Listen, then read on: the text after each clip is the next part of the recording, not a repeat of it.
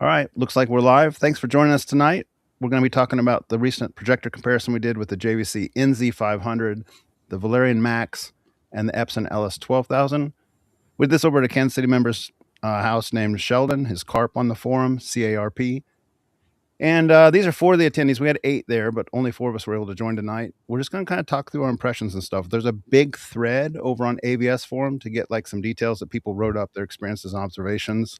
This is just going to be a way for us to kind of visit and chat and share live impressions, answer your questions. If you got any questions, I have the chat pulled up on the right. We have some footage recorded with just an action cam. It's not going to be fancy footage. It also is going to be a little bit off color because an action cam can't record the Valerion DLPs. I don't know the terminology. Ryan Kramer, you might know, but the spectrum or something's wrong as far as the action camera picking it up. So This is the way the sensor captures, and it's not just the fact that it's a cheap action camera. You're going to have this trouble no matter how nice your camera is to some extent when you have 2 different displays or 2 different projected displays up, right? Like even the footage that I shot in S-Log 10-bit or whatever, you put them side by side, and one, if you looked at that as a way to tell the color, you'd be like, holy crap, the one on the left is so pink it hurts. The one on the right is so blue it hurts. So that's a little bit par for the course until you get into a little bit of tweaking for what you saw perceptually type territory. Yeah, so we're just making that disclaimer up front. Like, don't pay that attention to the colors. The colors looked pretty nicely matched in person. They weren't perfectly matched. We didn't have these things calibrated. They were just kind of like user preference settings out of the box, forum recommendation settings out of the box, that kind of thing. So, as an aside, I would say that technically the 12,000 did have calibration profiles that were used during the shootout. White gamma profiles, that's right. Yes. No, grayscale gamma, the 11-point grayscale. So yeah, we can go ahead and get started. We started about like 6:30 at night or so, and then we went till 2:45 a.m. Yep. It was late. We had a big list of content. Let me pull that up on the screen real quick to kind of talk through that real quick as far as what we listed. We watched each of the projectors solely first. So we watched the JVC NZ500. In fact, Sheldon gave us just a little demo because some of the people hadn't been to his room before, probably an hour of that or so, using the NZ500. And then we went through the clips on the NZ500. And then we went through the clips on the Epson and the Valerion.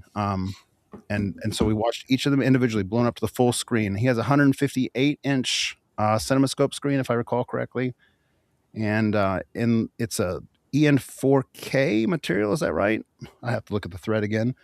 But nice big screen. We blew it up to the full size. And then we did the next section was side by side. So we did the JVC and the Valerion side by side, and the Valerion and the LS12000 side by side. And the results were not necessarily what everyone expected, or at least not what I expected. I came away pretty impressed with that Valerion Max, and we'll talk about some of that as we go through it. So first, let me pull up the thread. I'll put it in chat so you guys can read there. Let me share my screen, and we'll just talk through it, and I'll put it in chat real quick. So share screen. Kansas City comparison. Okay. Is that showing on the screen, fellas? Yep. Okay. So, and it is working on YouTube as well, by the way. I just so you know, there's no false starts this time. Thank you. So these are the attendees. Carp was the host. 91 Hybrid is on the screen with us. His name is John. Tim, Stitch One on the forums. Kevin's on the podcast with us. His name is Salted Toes on the forum. Lonnie was a guy that actually came in from Lincoln, Nebraska. He is not able to join us tonight. Ryan's on the board with us here. His name is Chirpy on the forums. And then I'm RK, of course. And this was the size of the screen was a 158 CinemaScope. It was Elite A4K material. And when we did the side-by-side, the images were about a 110 16:9 or a 137 equivalent scope over zoom for the side-by-sides. And then we just you'll see when I pull up the video stuff, if we go into that, you'll see that it just kind of blew off the left and the right side of the screen. And we tried to match in the center and like just watch the inside of the screen on each side. I have some pictures of Carp's room and the room thread here. Let's go there. Is this still showing on the screen there whenever I flip the tabs? Does it show Carp's room? Nope. It is only showing the initial start of the AVS thread. Yeah. So this is Sheldon's room. I assume that came up now. Yes? Yep. Okay, very good. Correct. So he's got velvet for about the first third of his screen and nice black seats. Now he has actually black carpet and black velvet even down in the front of his room. I think some of these later pictures might show that so that you can see exactly how dark it is. And he's got darker walls with a lot of like acoustic treatments on the walls. So it's not purely black paint, but when you're in there and the lights are out or the laser goes to full cut to black, it's completely black in there. It's a good room for this kind of demonstration. So already had the LS12000 and the NZ500 hung. The Valerion was set up on a box and a table on both left and right side when we tested on both sides. And that was kind of just the easiest way to make this work. The first comparison that we did side by side was the NZ500, like we said, and the Valerion, and then we did the Valerion and the LS12000. So you kind of got a taste of the pictures there. Let me put a link to this thread in the chat. You guys can check that out. I'll also put it in the description of the video if that's more helpful. And then let's go ahead and get started. So Ryan Kramer, care to say just any general thoughts to kind of get this started? Yeah, so maybe like context of where I was coming from and where I'm going to. So I came into this one. I only briefly had some experience with the Pro 2, not a whole lot of time with it. It didn't necessarily knock my socks off, partly because of the big elephant in the room that had always been the fact that I could see rainbows. And so what ends up happening in a situation like that is I kind of sort of check out right away after that. It's like, well, if there's that thing that sort of like literally makes my brain a little bit irritated, then the rest didn't really matter for me. It didn't matter if it was sharp. It didn't matter, if EBL was enhanced black level was helping with squeezing more contrast out of the DLP chip under certain scene conditions. All that sort of just went to the wayside, and I just sort of sat it on the shelf in my mind mentally, if that makes sense, right? It's like, all right, people can who can't see RBE on that particular projector, they can have at it. It's just not going to be for me. Then along came the opportunity to see this one. I'm trying to think. It's only been out like in the public's hand not that long now, maybe a month and a half, and it's been more of like a trickle out, as I understand, at launch for this thing. So being able to check this thing out in person, I was interested in it because the projectors that I have the most experience with up to this point are of course, the typical, we'll call them industry stalwarts, the JVC, the Epson. And I have a decent amount of experience with most of Epson's projectors at this point, especially the 12,000, but also the 3,000 and the 7,000, the QLs, and then of course the JVC series. So I came into this, and right away, the number one thing that I was curious about was what I was talking about before, the RBE, the rainbow effect on this thing. Supposedly, it's not just how fast the wheel spins, but also the way they do their sequential stacking post. And so they were claiming, hey, we're going to do it this way, we're going to do it this way faster, and in theory it's supposed to cut down on it. And I don't know if you have that moment on your action camera or not, but literally like 3 of us at least all at once had sort of a, wait a minute, like immediately, it was like somebody turned a switch off. Like, and I was like, and I had this literal reaction where I was like, like sort of like blinking, like, wait, what? Because I think I might even mention this in my AVSForum post. I've been in this hobby for so long. I want to say with, messing with projectors, probably 26, 27 years at this point. And DLPs were always never an option, the single chippers. And it was for this reason, just about almost all of them across the board, they were never an option because of the fact that they always had rainbow effects, no matter how fast the wheel's spinning. And then all of a sudden this one came along, and I was like, okay, finally, I'm going to actually sit down and pay attention to the rest of it, right? And so, well, then what are the other things that you would be looking for at that point? Well, yeah, it's like, of course, the sharpness is really good. That's sort of what DLP is known for. The fact that it's a single chip, it just makes it a lot easier for you to get a very tight, sharp image. How good is the color they claimed? I believe they claim rec 2020 of about 110, but most tests are coming back in the 95-ish to 100 range, which, hey, no slouch there, right? And so all that stuff presented really well. And so that falls to the wayside really quickly. And then it just sort of, turned into, okay, let's see how distracting the tricks that it uses are to squeeze that additional contrast out. I feel like that right there, that last bit, it was where like 95% of all the rest of the effort and controversy on whether or not you're going to really enjoy this project or not will come from for most people. But that was my first initial take on it. I'll shut up for a little bit. Sure. John, you want to share your thoughts? So, prior to this, we'd done the Pro 2 review, and in that I was, say it again? Just last month. Yeah, last month.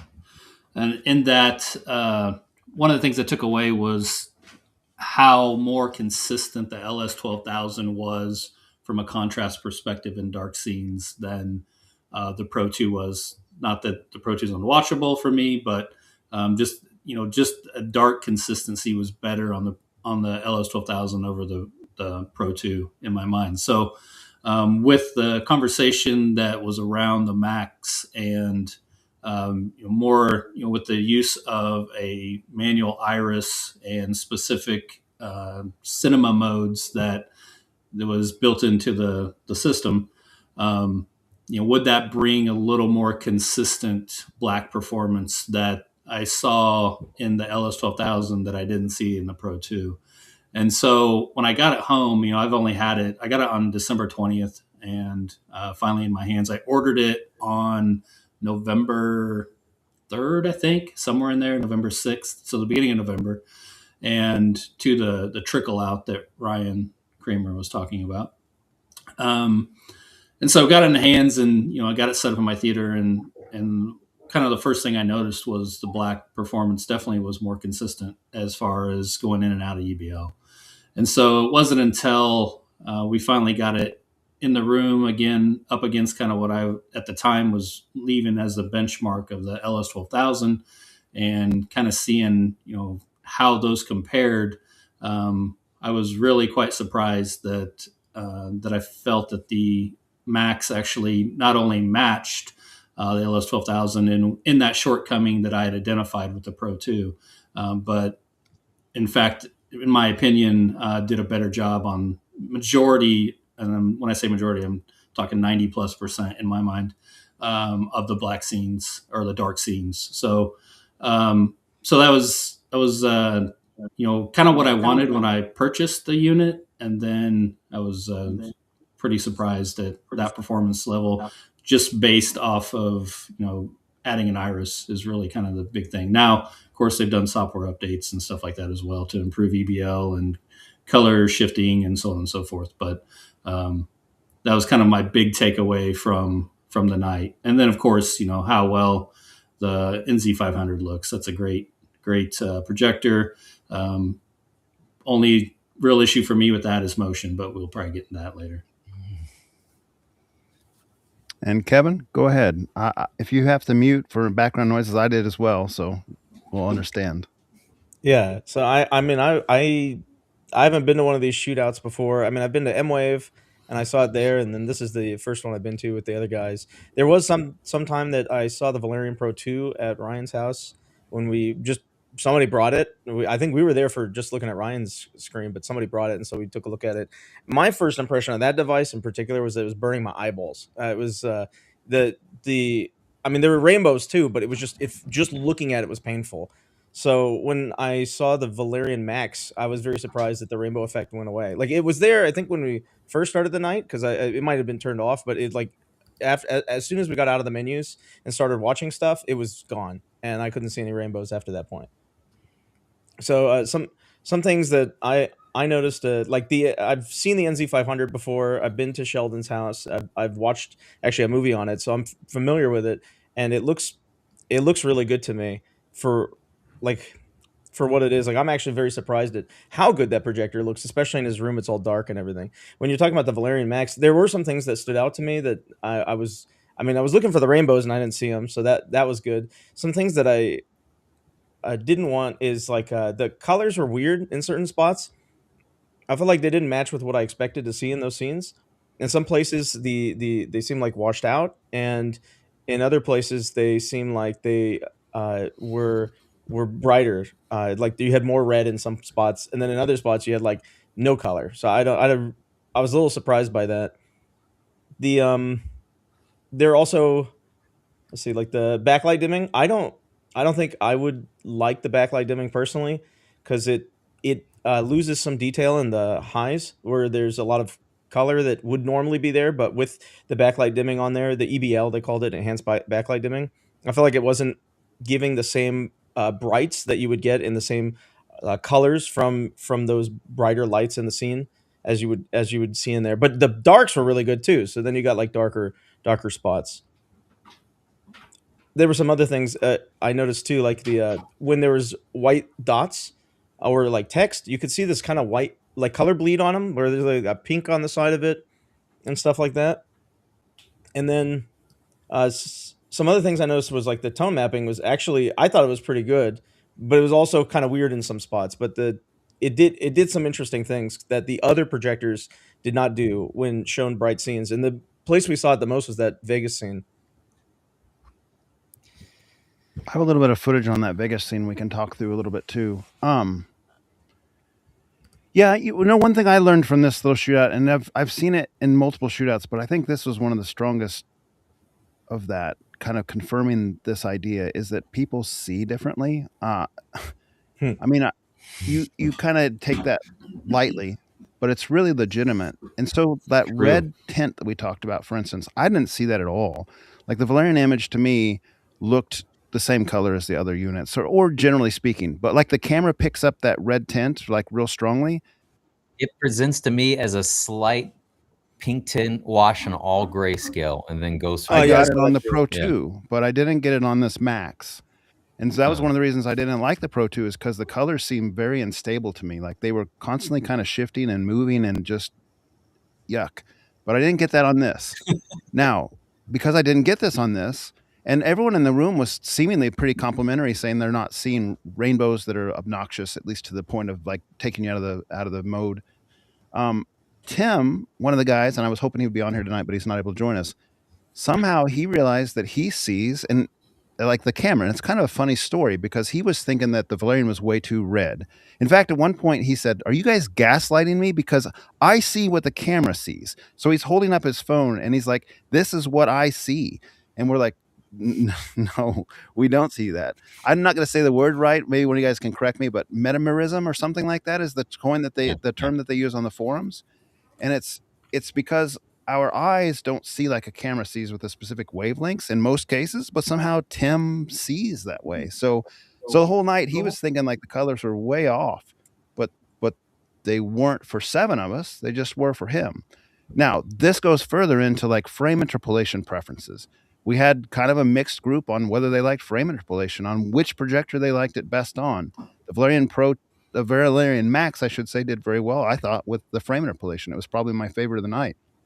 Some of the guys hated it on the Epson LS12000, which I also like, and hated on the Valerian Max. And then some of us thought like 24 frames per second seems too juddery to really enjoy. So we would prefer to have frame interpolation. So there's not only in color space, but also in just like perception, or flicker fusion rate, as you look it up on Google, is kind of how you can read a little bit more on this. It varies person to person and significantly. So that accounts into the RBE noticing, like how often you see the rainbow effect. On this Max, I didn't really see the rainbow effect except for on one clip of the actual content, and that was the Hobbit credit scene. When the big letters came up out of a black background and it was full white lettering, I saw at the very initial part of it with the biggest letters, like the rainbow effect that you're familiar with. But as soon as it flipped to the smaller text where it's got like all the different people in it and just scrolling up, I no longer saw rainbows. So we watched, I don't know how many hours of footage. I didn't see rainbows anywhere except for that. Now on the Pro, it was like Rainbow City, and even just last month when we tried it, like it's just unwatchable to me. I can't do it. I don't enjoy it. I'm like Kevin in the sense that it actually feels like it's burning my eyes and makes me feel like I don't want to watch this anymore. Like that's me. That's my eyes. It's not a game. I'm not exaggerating. That's how I feel. Like it makes my eyes very tired. But I didn't get that at all out of the Max. So I could actually enjoy it and think like, this is a nice display. So my curiosity comes in like, hey, all right. So if other people don't see that same effect that I see on the Pro 2, maybe that's why the Pro 2 can get so much praise, because they see it as like how I'm seeing the Max, basically. Because the eyes work differently, because we perceive differently. Now I can kind of understand a little bit more in hindsight, like why maybe people think the Pro 2 is not as bad as I thought it was, because they see differently. Anyway, just further confirmation that we can't tell you whether you should get the, a DLP or whatnot, because we don't know how you're going to see or what you can perceive. You're just going to have to explore that yourself and see for yourself. It's weird. It feels like that topic has been like suddenly coming up more and more in earnest, not just on the video side, but on the audio side as well, where like people are be giving a little bit more grace, actually, as far as like, oh man, how can you like these speakers, right? And the audio side of things, where it's like, it's the exact same problem. We're all working with something different biologically, and it doesn't really cross your mind because you just assume like, oh, well, this is the single source of truth. We clearly all see and hear the same, right? No, as it turns out, not at all. Or in some cases, some people, and this isn't even a case of people perceiving, two different types of white balances put next to each other looking completely different. This is even beyond that, where it's just, you just biologically you get dealt with a different stack of cards, and then now what are you going to do? Go out there and play your hand the best you can. But this is what makes the in-person stuff so important, and it's harder than ever to do now with the complete death of the majority of brick and mortar places to go. We all assumed that, oh, well, we've got our ratings.com to go to. They know everything, right? It's like, well, guess what? There's still a lot we don't care if these other places go away. This is a superior resource. Well, as it turns out, that in-person stuff is still useful to pinpoint a few things, including what's up with yourself. Yeah. Well, and I think it's even difficult with the places that are trying to make those kind of accommodations for people's vision. Like Smart Home Hookup usually does like an RBE score. Yeah. And in his opinion, and he doesn't see RBE, so he's just going off his equipment. I remember reading his thread that he said the Pro had pretty low RBE compared to some of the worst type DLP cases. Yeah. To my eyes, the Pro 2 had the second worst RBE I've ever seen. And so I don't know what accounts for that, or how to correctly grade that or scale that across the field if it's different for different people, and if equipment measures different than our eyes. That becomes very complicated. Somebody is using a mechanical keyboard. My bad. Okay, so the other thing that's kind of curious is it's not just color or rainbow effect. There are other ways that our eyes kind of are different in the context of, let's just even talk about like clipping. Some of us are bothered by clipping more than others. And I think that's in that same suite. Like I myself, I'm not that bothered by clipping. I remember when Pixel Pusher 15 came over to my house one time and was helping me set up some LS12000 settings. And he's like, that red is oversaturated in clipping on that jacket. And I said, I don't care. I like that saturation. I don't even see it. So he pointed it out. He dropped the red saturation. You could see some folds come back into the jacket on this particular clip. And he's like, this is better. You should probably use this. And I'm like, no way, that's not better. It doesn't look nearly as saturated and rich. Like I much prefer losing a little detail. I mean, you can still tell it's a jacket. You still have the main big coarse lines. You just don't have the exact smaller fold lines. I much prefer, in my vision, like the more saturated red, the deeper red that loses a little bit in clipping. Highlight clipping, same thing. Like some people might prefer a brighter image that loses a little bit of detail on the headlamp. Maybe there's not the filament showing as well. It's just more of a brighter image overall. And other people might say like, no, that doesn't look natural. I don't want that. I don't want any clipping. So there's perception beyond our physical eyes. Maybe, I don't know if it is our eyes or if it's just maybe subjective preferences, how much brightness we prefer over not, those types of things. So all that came into the equation here and some of the context of the conversation over the evening. And I don't know if it'll be helpful or not, but I know you said you had some stuff, but I also have some cropped specific examples of things that we looked at when we were looking at the displays. Like, for example, I've got that Vegas scene, a few items cropped in and zoomed in. Like, for example, being able to see how colors presented better for greens, for example, in one projector versus another projector, to be able to literally read a sign on one versus another. Another Sure. one I have is the gravity clip where you could see the galaxy on the Valerion and it completely disappeared on the Epson. Sure. So I don't know if you'd be interested in looking I at that. would. You can go ahead and bring those up now if you like. One of the Okay. things that I thought was interesting is last month when we did this comparison with the Epson LS12000 and 6 projectors in total, but the LS12000 and the Valerion Pro 2 were 2 of the contenders. All of us there preferred the, I think, John, all of us preferred the Epson LS12000's presentation on the majority of material. It might not have been a universal preference, but I think an overall preference. And if I'm speaking out of turn, let me know. You'd probably be the only one that wouldn't feel that way if you felt that way. Well, I'll say that I spent money to try to get closer to the LS12000, if that tells you anything. Yeah. And I remember even you reached out to me and said, "Hey, would you like to view the Max? I'd like to see if it can now beat the LS12000." So I think from that takeaway, like everyone preferred the LS12000. But at this a month later, the same exact LS12000, like the same settings, the same everything. There was 8 of us at this one, and all 8 of us preferred the Valerion. I think. I mean, maybe again I'm speaking out of turn, but that's the vibe I got. Is that all 8 of us preferred the Valerion Max this time? I think it depends on the scene. There were a lot of there were some scenes I liked the LS12000 more because the color. I agree. I don't think it was a universal win in either case, but majority case, maybe not. I don't want to speak for you, Kevin. Did you think so? I mean, it really depends on which clip we were looking at or like what the scene looked like. Sure. I think, Kevin, you would be way more happy if I put an EBL low. That was take that a lot of your observations would be lessened at that point. Mm-hmm. That's what it looked like from when we changed the setting. And from my perspective, in particular, like people have asked me about what I think about the Valerion Pro in the past, and I said I can't really advise you. I can't really judge it because I see rainbows so bad on it.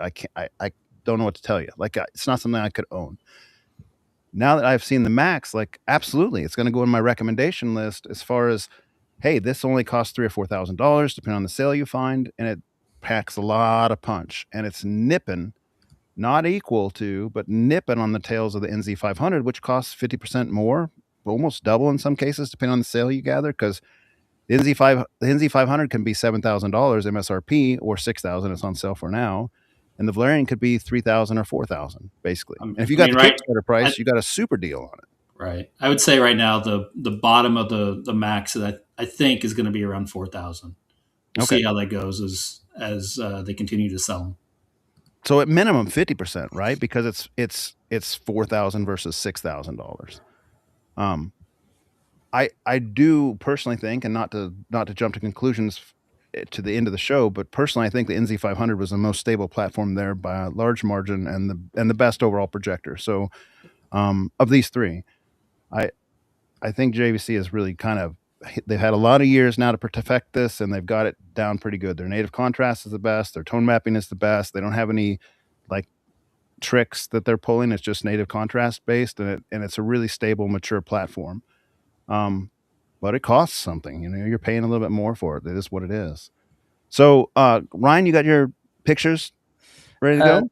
I'm not entirely sure. I have it up as a second source on StreamYard, but I don't know if I have to do anything additional to be able to pump it to. I've got it right here. Okay. Screen share on. I'll do one. I'll start with this one, and I'll exaggerate this. Oh, it's doing that thing earlier where it kicks out right away. Like pops back off again. Let's try it again. There you go. There we go. Yeah, this one, and I'm going to exaggerate this. I'm going to pump the levels really severe. That way it I didn't click anything. It just went away. Let me try doing a full screen on it and see what happens. Okay. Not that. How do I get... Oh, I got to get it shared first. Yeah. No, it's not even shared anymore. It went away on your side, I think, Ryan. Actually, shared on YouTube. It's popping in and out of existence on YouTube. I only see the 4 of us on the right side to assign to the main screen, not your... Okay. Well, I'll try this one. I'll try it one more time. Yeah.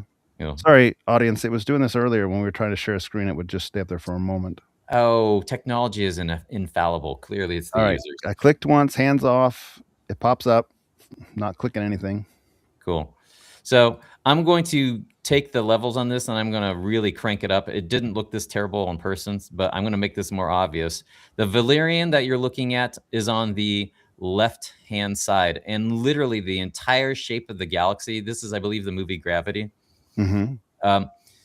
When she gets flung out into space. This was one of the first examples of the evening where EBL, for all its faults that it can potentially have, it was doing a really good job in a scene like this, where it was holding on to a very pleasing black level. And it presented it looked in person perceptually even slightly darker to me than the 12,000 did. And yet it also retained the galaxy in the background as well. Not like gimmicky pumped up to the point where you're like, oh, I'm not sure if I'm supposed to be seeing it that well. But it was just like that subtle bit of detail that basically fell away altogether on the 12,000 side of things. So that was one example that I saw that it impressed me more than I was expecting. Then another one, let me go ahead and pull up another one real fast. Don't save that. Do this one next. Yeah, this one's an interesting one because it's a tale of two cities inside of the same city. Oh, I think I lost your screen again. No, that's okay. I did that.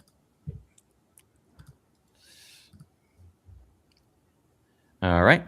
So this is the Valerion is again on the left, and the LS12000 is on the right.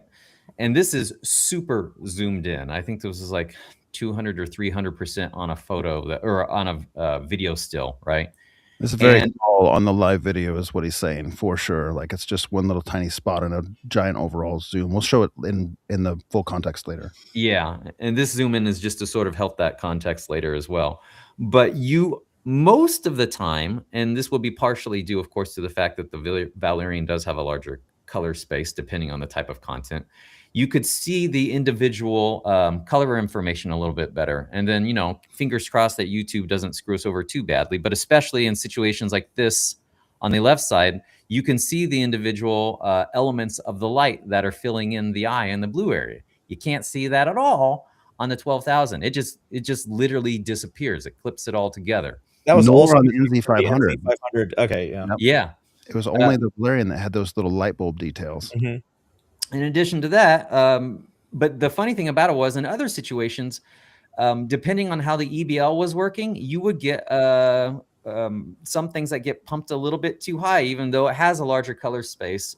Where, like, for example, the street signs we noticed with that green, for whatever reason, they went almost completely, a little bit too high. They got pumped a little bit too high, where you could actually make them out a lot better on the 12,000 than you could on the Valerion. So I want to put that part out there real fast because it makes it sound like, like, oh, wow, the 12,000 like absolutely got crapped on the whole night. And it wasn't that bad, but it was definitely a situation where finally, as someone who, like I said before, wasn't probably your biggest proponent for DLP, I could finally scratch my chin and go, you know what? I could see recommending this to all sorts of people now. Frankly, the one thing that the 12,000 still has going for it versus all the others, and it came in handy that particular night, it still has by far and away the most placement flexibility. Not for nothing, that's useful. So I like, for myself personally, I still can't use the Max, even, in my room. It's not possible for where I would want to place it. It doesn't have the flexibility for some things. There are, I believe, some we'll call it aftermarket efforts that are in place that could potentially change that. But even then, I still am trying to look for a projector that's just significantly brighter than either of these for my next move. But I was impressed. And then finally, one other one. I'll show this one. But before you jump off there, let's talk about the green. So yes. For those that have followed the AVSForum thread in my review, after the Pro 2, there was a lot of conversations about colors, and we're talking about colors again, some good, some bad. But I did an effort to try to do some perceptual matching and calibrate my first TV as a reference. That effort did not go well. So these colors were out of the box resets for the color adjustments and also the grayscale adjustments. That said, getting some more efforts this weekend, I was able to get SDR and HDR calibrated on a particular TV that I purchased also over the weekend for this, and found that interestingly enough, that the green and HDR mode that we were watching in the HDR theater mode that we were watching in is actually less saturated than it is for SDR and also Dolby Vision. Why that is, I do not know. But it was definitely, an observation as far as going in and doing that perceptual match. That green, I really had to crank up the saturation on to get it in a better situation. So, and that's sort of like its own dovetailing aside kind of thing, where it makes you realize, and you have to keep in mind when you read all these different reviews from different people, good grief, there are so many customizable settings at this point that in some cases are at, you could maybe make a case for some of the settings that, oh, this is closer to what the actual standard is for this particular one. But some of these other settings, they're almost content case by case, flip a coin on which you would want to employ on one movie versus another, right? Yeah. So it makes it so much more complicated than it might be otherwise to sort of like do apples to apples comparisons. So that's why I always try to like give a little bit of a grace to the poor reviewers out there who are like, they try their best to line everything up the best they can, and then someone comes along and is like, oh well, didn't you know that the firmware that came out 1 week ago and that one menu on that one item, we're going to have to burn you at the stake now. Yeah, there is some of that for sure. I will counter a little bit on that. When you get to a more mature platform, there's not as much toggling of little features. Like Valerion is still actively changing their firmware and so forth, from what I understand. Yep. So like when you get to like an Epson that's been out for 3 years, the settings that I have on there, I haven't changed in probably 2.5 years. Like they are what they are, and they're not changing movie to movie, and I like them. So there's a little bit of that kind of dust in there until it settles down. Hopefully you won't always be dancing around that as a projector gets a little life on it. And here's another little sort of aside. I wish there was a little bit more standardization in the world of electronics period for the names of labels on what a product does. Sometimes it's so obvious what it does. It's like, oh, RBE reduction on off. Great. I know exactly what that is. Another feature says turbo mode. Okay. Turbo mode. Let's go find out, because it's like it's a latency mode on this one, but on another projector it'll be called something else, and another TV it'll be called something else. It's like manufacturers, you need like some sort of governing body for that chunk. Anyway. Sure. So I think one thing that's kind of interesting on this image before you leave, look at the building behind. You can see more of the architecture in the building behind, brought out with the tone mapping or whatnot, I suppose. I think that's the positioning. So you're not seeing the full part of the building there. It's not matching up. So it would be to the left of the T on the right and to the right of the T on the left at the top of the T. So I don't know, you won't be able to see my mouse because I'm not sharing, but Chirpy's mouse is moving around. Like up there, yes, exactly. And then on exactly. Yes, that's what I thought you're talking about. Yeah, you can clearly see like the defined edges of the architecture here, and here it's almost completely dropped out. Yeah. And you can also see that EBL might be brightening the scene a little bit based on that sans thing. And also if you look at it's subtle. If you look at the street sign that's like split down the middle, because this is a left-right image, like this is kind of the middle of the screen that's overlaid here. Yeah. There may be a little bit more darkness right in the middle on the right-hand side on the Epson side there, but it's like a little bit of a trade detail for contrast there. And I'm not sure it's worth the trade. Like I think the Valerion represented better for the most part here. The reds were redder. The picture's not showing that, but to my eye, the reds looked more saturated and more true on the Valerion Max on this scene and other scenes, not at very low light level. So Kevin mentioned earlier, and I don't know if you have a clip of that, we can show it probably in our side-by-side footage, but at some point, and John, I don't know if you had a chance to kind of like investigate that, but at very low ADL scenes, the Valerian seemed to kind of like be missing some of the color. Yeah, that's again that I've kind of played around with that clip a little bit, looking at the different modes between SDR and Dolby Vision in comparison to the HDR. And oddly enough, in both the SDR and Dolby Vision, the lights show the redness in on the Valerion Max with out of the box settings compared to the HDR mode. So there's some opportunities there for Valerion in what's exactly driving some of that in HDR specifically. Okay. Ryan, did you have more to show, or were those the two? One more, and then I feel like I got the gamut of all the different characteristics that I wanted to display. Let me pop this one up. This one has to do with when an algorithm gets a little bit too feisty on one side and not enough on the other. So let's see here. This is the movie is The Revenant, and this is when there's a comet falling from the sky. You guys probably remember this particular comparison. Sure. And then this is let me know if you can see it. I saw it pop up. I clicked it. Give it just a moment.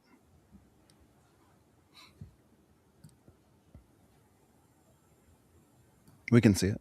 All right. Yes, the LS12000 is on the right and the Valerion is on the left. And this was one of the easiest things that we came up with that showed that it was chopping off the highlights at the top in favor to keep the range elsewhere. So it wasn't quite guessing the scene correctly. And it manifests in situations like this where when you have a higher native contrast as your baseline, then the software doesn't have to do as much of the heavy lifting, right? Like some people talk about how, oh, well, the JVC has such great tone mapping. Well, it's partly the tone mapping. It's also partly because it has a lot more native contrast to work with in the first place. So in some ways, it doesn't have to work as hard to do as good of a job.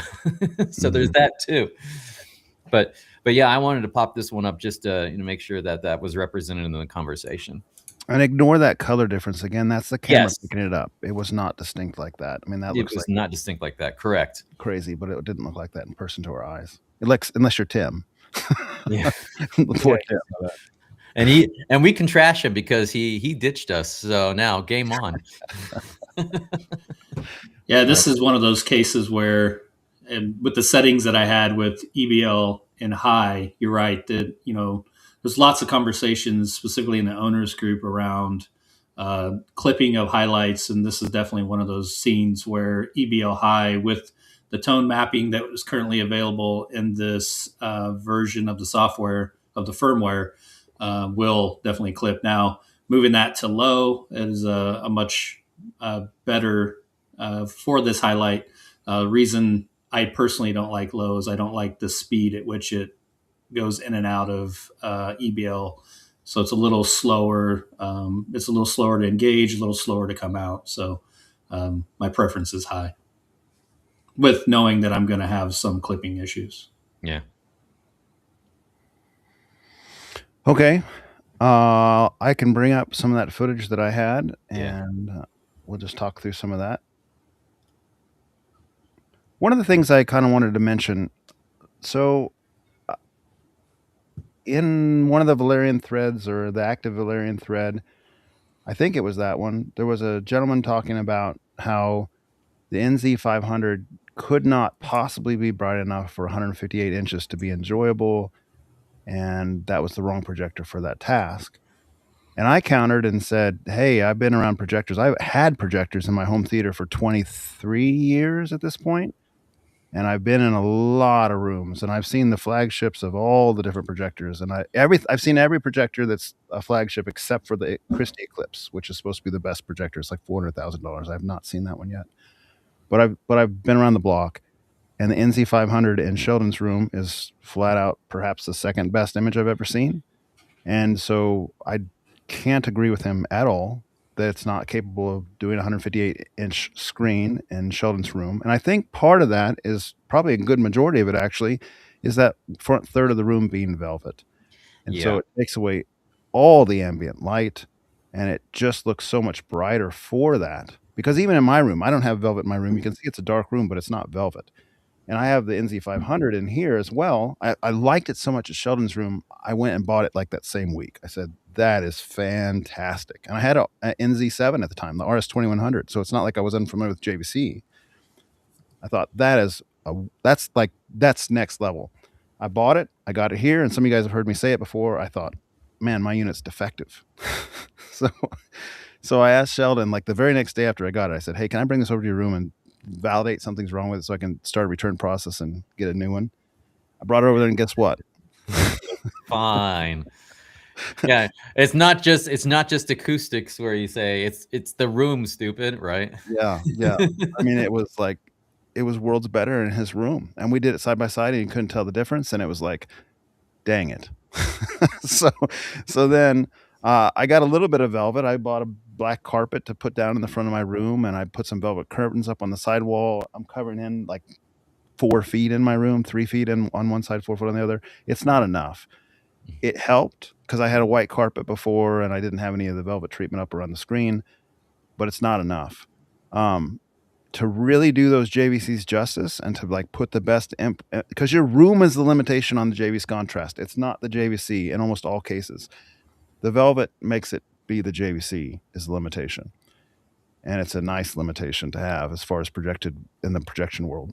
So all that to say, like I feel like somebody who says you can't do that kind of screen on it, like an NZ500, it's not bright enough, is because they haven't seen it in the right room. And I kind of jokingly challenged them on the thread, hey, come to Kansas City, go watch this in Sheldon's room and tell us it's not good enough. Like it literally is probably the second best projected image I've ever seen. And that includes projectors that cost many multiples. So just something to shoot for a little bit. I'm losing you, Jonathan. Yeah, your mic went underwater. Yeah. What did you say? The last 20 seconds of what you said. Really? Oh, you sound good now. Yeah. You sound good now. You sound good now. Okay. You were talking about like the breast projector or something. Yeah, I mean, just suffice to say that I've been in a lot of rooms, and I think that NZ500 in Sheldon's room is really something special, like the second best image I've ever seen on a projector, and it's quite capable. In fact, I think you'll see it. You'll see some of that in the little action camera footage, like how bright it really looks when it's completely surrounded by velvet. I think that's a big part of it. So I don't know how much I lost, but you got the gist of it, I think. Share screen. Let's do DaVinci and share. I hear doggos. Oh, I see doggos. Okay. It's actually cats. Oh, wait, really? Yeah. Oh, I can see it's just, oh yeah, sorry. Wrong species, whatever. So this is gonna, when we get to something that you guys want to see full screen, I'll just make it full screen. I'm probably gonna turn off the chat overlay a little bit from time to time so you guys can get more. That should make it larger. Didn't really change much, did it? A little. Can I make it larger anyway? That made it smaller. Okay, well, we'll put the chats up from time to time. This will just be a little better. Okay, so this was here. I'll just make it full screen, and if I want to look at you guys, I guess I'll look at you separately. Why would you want to look at us? Seriously.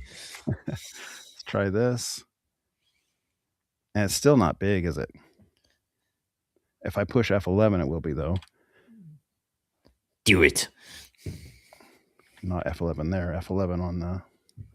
Sorry, 1 second. F11 again. Let me get DaVinci to be F11. Or is it Control F? That's much better. Stop right there. Is that full screen now? Yeah. Okay, so this is coming into the room. I just got a scroll wheel. I can go through this fairly fast. We're not gonna piecemeal this out. But this is the velvet side. So you can see like a third of his room is velvet. The carpet is velvet 3 or 4 foot out, and then he's got black carpet beyond that. And the back of the room is kind of like a gray paint, but with all the acoustic treatments that we showed earlier in the stream. So if I fast forward this a little bit into where the demo starts, this was just the demo for those who hadn't been to his room before. Again, this is a little DJI Action 5 camera, nothing special as far as the camera quality itself, but I just wanted to kind of show you like what we're talking about here. So this is Roger Waters' concert. It's quite black and it's quite bright and it really looks fantastic. Like it's a great demo showpiece. It's not OLED quality. There's no projector that I've seen that's OLED quality, but it's good enough that you're not going to be like thinking like, oh man, I wish I had something a little better than this. At least I don't think so. Like I think this is like really a nice projected image. So let me fast forward a little bit here. more of the same. Just some more concert scenes there. And then Oh, I wait, think- wait. I'm not seeing anything move. Yeah, we're just seeing a still frame. Oh, you never saw anything move the whole time? No. No. Oh my goodness, why not? I was like, he's getting a lot of mileage out of those legs. Thank you. Wow. It's moving now. I'm sorry, It is guys. now. There we go. I was fast forward a lot. So if I'm full frame, you don't get the update, huh? But you're getting There it we go. now? Yeah. Yes. Oh, what That's a good. bum deal. Okay, Yeah. well, it is what it is. Actually, it's still almost full frame doing it this way now. So Okay. continue Well, on. then let me just go back a little bit. So here's here's some of the video I was going to show you. So you can tell that it's quite bright in the room because look at the ambient light lighting up the black couch, the leg, whatever. Like I don't sit there and think like I wish this was brighter in his room. I honestly do feel that I wish the NZ500 was a little brighter in my room, and my screen is smaller than his and has a higher gain than his. But again, that's characteristic of the Velvet. His is 158, mine's 144.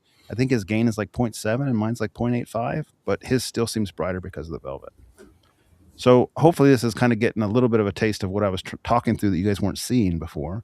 Yeah. And then let's go forward. I'll go to... Could you scrub it back to when you first walk into the room? Oh, yeah, sure. Sorry about that. No, that's fine. So yeah.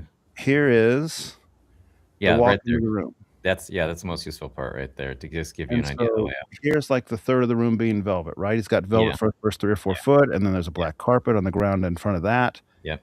And just kind of showing like how dark that area is. Okay, perfect. Caught up. I'm glad you guys were on here because I might have scrolled through this whole thing if I was by myself going solo and nobody would have saw a thing. Yeah, they're gonna all be like, "Old man Jonathan's getting a little senile." It was moving on my side. I guess because it was full screen, it wasn't doing it.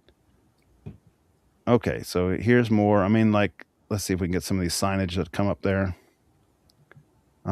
Just really nice and bright and poppy, and then the black background on the Roger Waters concert. Really a cool scene. Again, this is NC500 solo. We're gonna scroll forward a little bit. There was a scene there. You can just see, like, you can't even tell where the screen is. At least YouTube compression may be doing its thing, but on the action cam and in person, like, you couldn't tell where the screen began, and the black was good enough for that. I mean, it's so dark that when I was sitting in the room the first time I went in, I thought the room was moving when he did the lens memory, because it physically looked like the room was moving because it was such a black void. It didn't look like the projector was changing lens memory. So here's a scene from Top Gun Maverick, which everyone knows and loves. I don't think the NZ500 does a bad job at motion. I think John might have a slightly different opinion than me, and that's totally fine. I feel like certainly here you can kind of actually see some of the LCOS effect. Look at the character there at fast motion. My eyes don't pick that up in real life, but some people may. LCOS is not the fastest pixel refresh technology, so it actually is kind of a slower technology. And reality is, when I had the NZ7, the RS2100, I noticed it more than NZ500. Like, I noticed if I was playing games, there was some blurring or some ghosting and stuff. I don't notice that so much on NZ500 with whatever differences they've made, but it is there. Like, if you got a super fast flicker fusion rate, like faster than mine, which I think is actually kind of high, then maybe it would bother you. But I don't, in person, I don't have a problem with the motion on NZ500. Now, John, you speak your piece on that if you do. Well, it's the fact that I can't do anything about panning shots. I personally want some level of adjustment to where I can try to find a good balance. I know that you guys have heard this, but my wife is quite susceptible to soap opera effect, and I'm not. And so being able to find a happy medium where she's not, or she's enjoying the picture and I'm enjoying the picture. I've been able to do that with my LGs. I've been able to do that with the Maxes or the Valerians, and just not having any option to do that with the NZ500 is something that I don't prefer. Yeah. So the NZ500 has no frame interpolation. It's one of the reasons frankly, they just feature stripped it because they could to get some product segregation. I don't think it's like some sort of super expensive they couldn't have put on there, but they did take it off of the NZ500, and I think the NZ700 as well. You have to step up to NZ800 or 900 to get the frame interpolation. else do a video processor externally like MadVR or something to get your motion. But so it's just raw, whatever the source content is, native 24 hertz, native 30 hertz, native 60 hertz, whatever. Now, one thing we did notice in there, and I was surprised because really I always just run my source content like whatever it is natively. I don't try to do any up mixing with the 60 hertz from the PC or whatever. But Sheldon always uses 60 hertz from his PC and then forces like a 3.2 pull down to be the 24 hertz. And in reality, the JVC looked better that way than it did at native 24 frames per second, which I was kind of surprised on. I expected to see the judder more, but in his room I didn't. And it has probably something to do with the NVIDIA software and whatever processing they're doing because he's got an NVIDIA card. But I always just use, if it's 24 hertz source, I always use 24. It's 23.9, whatever, I use 23.9. I thought, what I'm saying is I think it's 60 hertz refresh on the computer. I didn't really notice too much problems that way. I think the issue that normally you would for some reason when we put it to 24, it was more choppy, especially in certain scenes with like dropping frames and other things. I think there could be lots of reasons why that would happen. Like it could be an older graphics driver, it could be the fact that he's got a 1060, it could be just different things. I don't think that's a projector specifically. I think that was from the hardware itself. Because when we did it at 24 frames a second off of the Apple TV, I didn't notice the same issues that we noticed with like frame dropping and stuff. Yeah, I agree with that. But I also didn't notice any issues at 60. I didn't notice 3.2 pull down judder except for one clip when he had this computer at 60 hertz, which I was surprised at. I expect to see a lot of 3.2 judder, and I just didn't. Yeah, it's really good. So here, this is more setting stuff. I might just have to go through this a little bit faster because that was still the NZ500. We were just kind of chatting through things. Let me just go forward with the mouse to go a little faster than the scrub wheel. We're setting up the Valerion. But I think it's still, after this is set up, I still think he does the NZ500 first. So we should see that again. Oh, this is already the side-by-side footage. Okay.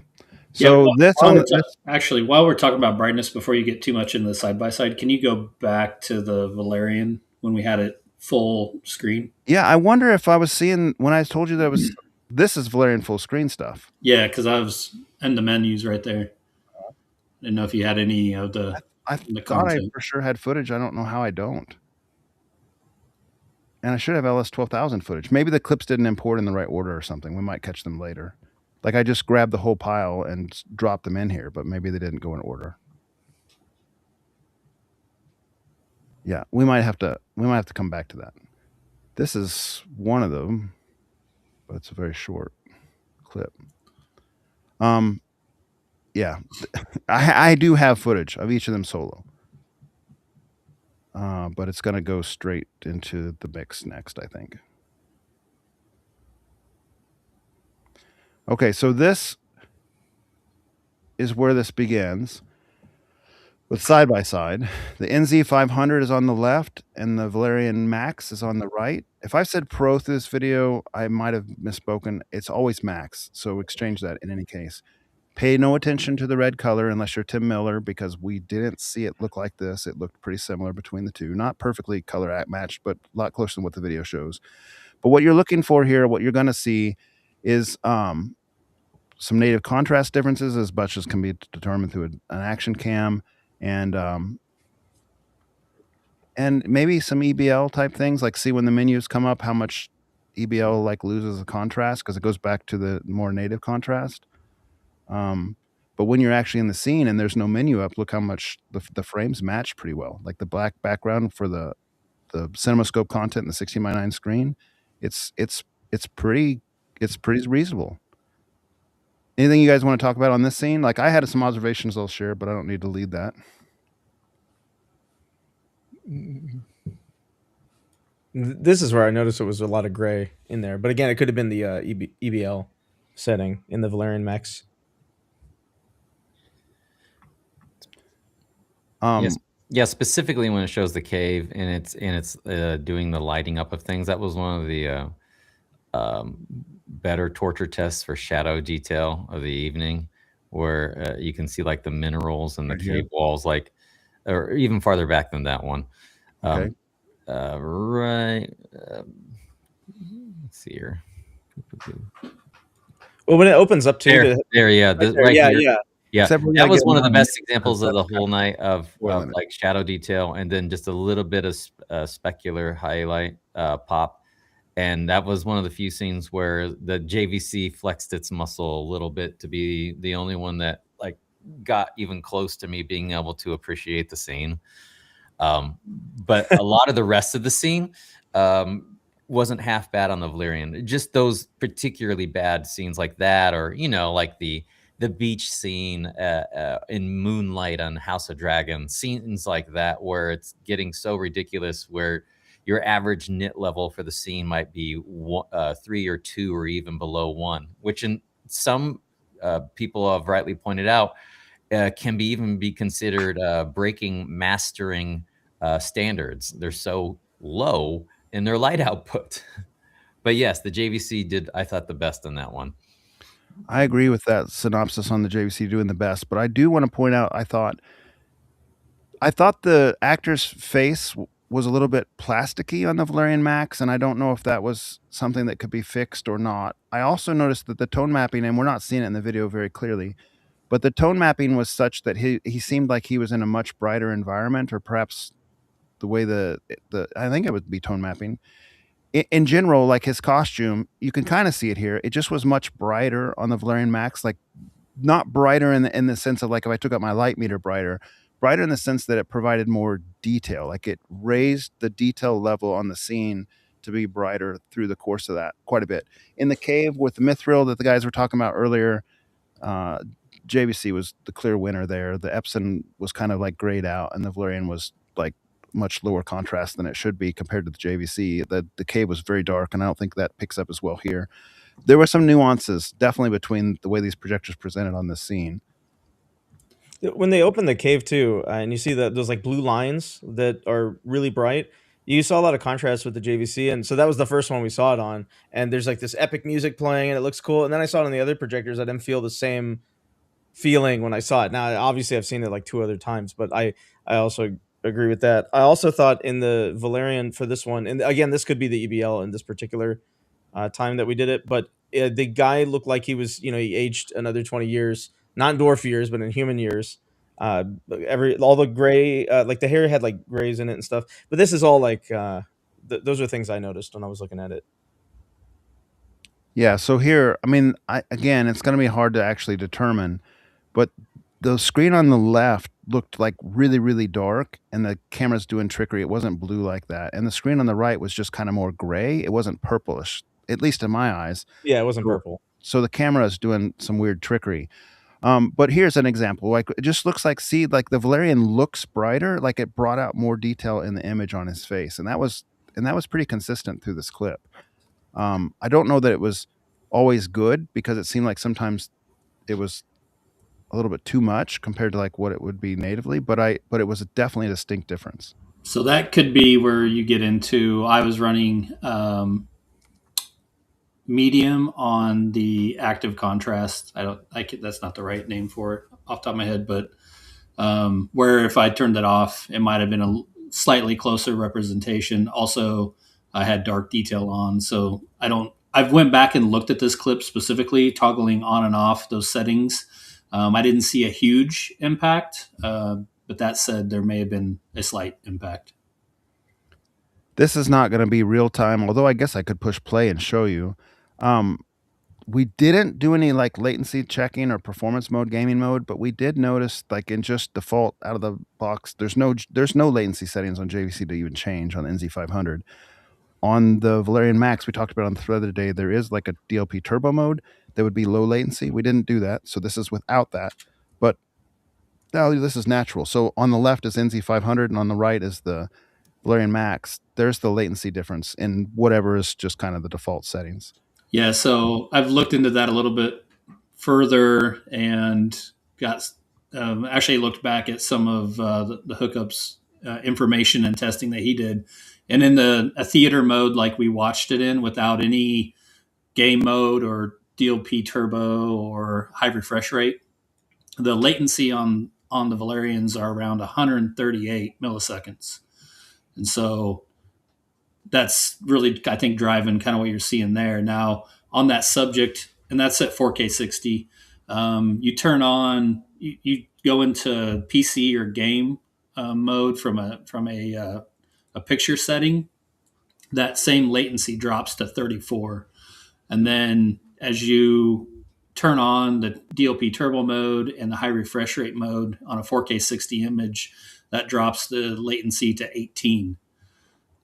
And that's similar to what Vonley, my son, he was using my projector for a little while, doing some gaming on it, and that's kind of what he was seeing as well in those settings, was around that 18, that high teens range. Now, if you jump down to 1080 and then go to 120 or 240, the lowest you can get on 120 is 12 milliseconds, and then if you did a 1080 240 input, you can get down to 5 milliseconds on the Valerion.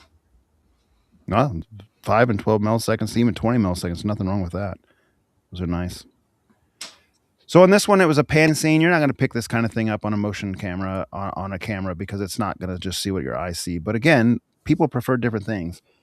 I think most of us prefer the Valerion Max frame interpolation over the Epson on this kind of scene, specifically where you're evaluating frame interpolation.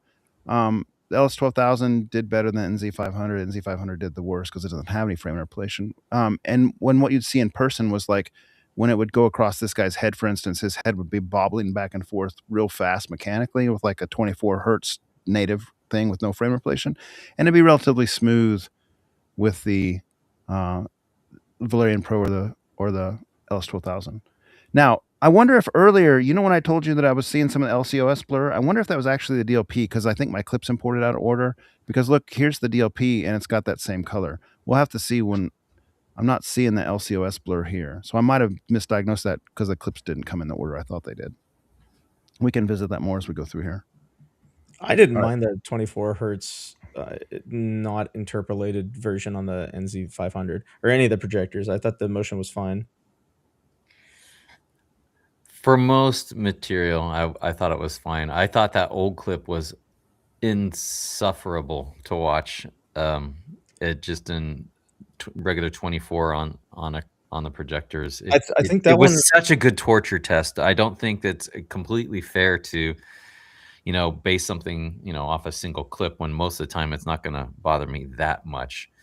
But I think that's even when we started into that conversation of wishing for variable frame rates in our entertainment. And that's when we brought up the whole variable frame rate with the Avatar movies, where the action movies get a higher frame rate, but then like the regular dialogue sections get the lower one. They're going up and down. But, in that clip right there, it's not even showing what we would want to show. Yeah. It's the camera's not good enough to pick it up. But what we were noticing in this one, so JVC on the left, Valerion on the right, is that there would be bricks showing on only the JVC. The Valerion and the Epson did not have the bricks showing. It didn't have the native contrast to pick it up. But the camera's not good enough to show it, so you just have to take our word for it. Okay, so on this one, this is a scene from, what movie was this? The Reverend. Yeah, that's right. We were looking at like the background, and again, the camera's not going to be good enough to pick it up, but the NZ500's native contrast in the black and the background was just clearly the best out of these different projectors. I think I actually might have I could grab some for later to talk about, but I think I actually have some still image grabs of stuff like that too. I might be able to pop up later, especially specifically that scene. That'd be good. Can you guys see my mouse, or is it not showing on your screen? It is. I didn't hear you. It is or isn't? It is on the scrn. Okay, very good. So even with a bad camera, you can still kind of see that the NZ500's black was just better on that scene. And also, this was another one that kind of had muted colors for the Valerion Max, and it kind of sound like we're knocking on the Valerion Max. We're not. I was my second favorite of the night. I'm just pointing out things that we saw, and that's what we're looking at here. So, like the NZ500 looked really natural, like the fire colors and his face and everything, and the Valerion Max looked a little bit muted, and even a little bit too bright, perhaps. Before the menu popped up, it was surprisingly good. It belied, like it did better than what its native contrast would spec. Like EBL did okay here, or whatever's doing it. Like it wasn't as white as I would expect it for DLP, but it was not an NZ500. Okay, so this is the scene that Ryan showed earlier with the comet, and on this display it looks pretty similar, but it was not similar in person. The Valerion looked washed out on that comet drop and muted. Ignore the color again, except for you'll just have to kind of hear what we said because that's what we saw. Yeah, it wasn't purple in person. The colors were more similar. Okay, so here's Avatar again, not purple. They match to our eyes. You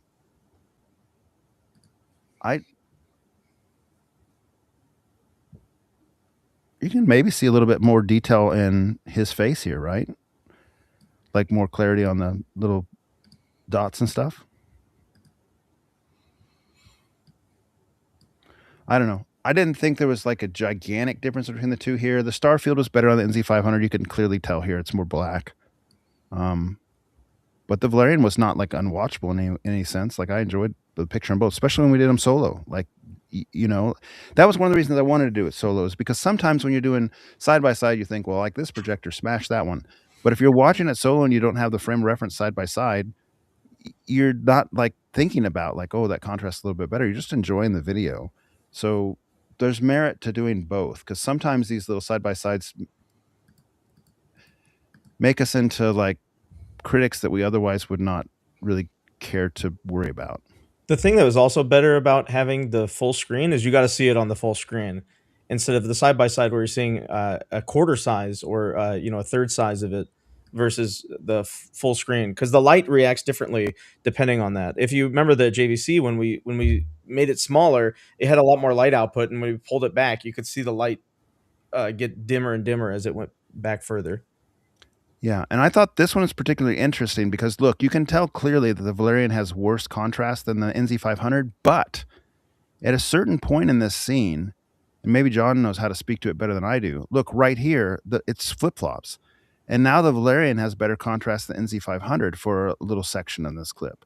Like you can tell there's actually more, and I don't know, maybe the YouTube compression, maybe even what my peers are seeing here, but in person and in my source video here, there's a little bit more grayness to this left side than the right for a brief moment. It doesn't stay that way, but it just shows that EBL has some tricks up its sleeve to give some more dynamic contrast. Here's that nebula or star galaxy out in the distance that Ryan showed earlier in the clip. Didn't even really show up on the Epson because it's lost in the gray floor. But Right. both the Valerian and the JVC 500, NZ500 were able to show that nebula in the background. Anything else to add there, fellas?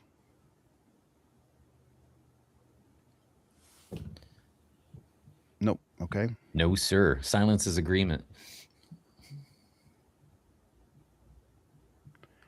So the Faces video. I thought I hate to be like the the bad guy here, but when the last scene we were looking at, the Valerian got really dark in that scene with where she was flying away, but I almost thought it was so dark that you couldn't see as much detail in it.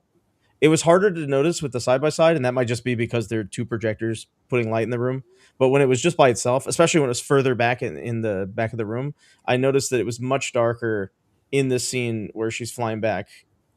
Well, the reason for that is, and that's kind of what I was hoping to show and talk about earlier when I asked to see if there was content for the Max on full screen, which we can. That's fine. When we did the full screen, I had it on Cinema One because that's walking in, it was like this is the settings that I use at home. So it wasn't. So it would make sense that you would maybe lose some detail because the contrast wouldn't be quite as good, as the iris isn't as closed as it is with Cinema 2. So that's probably what you were seeing there. All these things are so much worse than what we actually saw in person on this action cam. I apologize. So you're just getting a sense of it. We won't have to linger here. I thought this clip I had tuned my LS12000 for. The LS12000 won this clip for me personally. But that's just because I tuned it with my own eyes for what I preferred. I felt like the Valerian actually on this one kind of had some situations where I saw a little bit of clipping on their faces. There was a section on one of the clips where it put a little clipping on her lip right here, but underneath her nose between her lips. And at one point I thought her lips looked a little bit plastic on the Valerian, but that's kind of being nitpicky. And and I don't think like if you were watching them that you would like just abhor one and love the other. This is a clip that looks pretty good on And we most switched devices. sides for the Valerion here, by the way. It's what? And we switched the side the Valerion was on when we went to the 12,000 versus the Valerion. So maybe. Yeah, but this is still the NZ500 right now, isn't it? Oh, okay. I thought you said it was a 12,000. I don't think we switched clips. We're still in the same clip. Okay, sorry. I'll shut up. No, that's fine. So this is still, I mean, this is a little bit of, can you tell this on this scene? Like here's a little bit of kind of oddity that the Valerian was introduced. And I saw a little bit of that too, where maybe it makes some of the detail, like the pores and stuff, look a little bit too enhanced maybe, and that's a sharpness setting that maybe could be changed. I don't really know. Maybe John can speak to that, but it was a little bit harsher in some situation. The hair looked a little thicker in some of the contexts. This and the Lucy clip on the Valerian, where it looked more fine on the native 4K panel of the JVC. But again, I mean, if it's not a side by side, how much do you notice or care? It's probably just depends on how picky you're going to be. Let's go on to the next one. Okay, so this is something I was curious how EBL would handle it, and frankly, EBL did well. It's a bright beam of light that's going through the audience on the Interstellar clip. You can see a little bit of brightening right there that came up, but it's more in the in person. This actually, the Valerian did quite a bit better than the Epson on this particular clip. Just because the Valerian's EBL could make this scene. And I think it's EBL. I mean, John, I would assume it's EBL because native contrast wouldn't beat the Epson. So it had to be EBL. Yep. It was blacker. Just frankly, the black floor was blacker on this scene on the Valerian than it was on the Epson. And even right here, it looks like I mean, I don't know if it's coming through to you guys, but on my camera, looking right here, the black floor looks blacker on the Valerian temporarily than on the JVC. Now in person, I don't think the Valerian beat the JVC on this clip, but on the camera, you can tell that the EBL is doing its work, and it's doing good work. Here's the starfield from the Star Wars motion picture. This was an interesting one. You were talking about this earlier, Kevin. Do you want to speak a little bit more on this since we have the clip in front of us? Yeah, it's Star Trek though. Just okay. What did I say? He said Star Wars. Oh, sorry. True. Star Trek. It's the first Star Trek film. So, so these stars here on the JVC, they were like nice pin lights. They looked really good.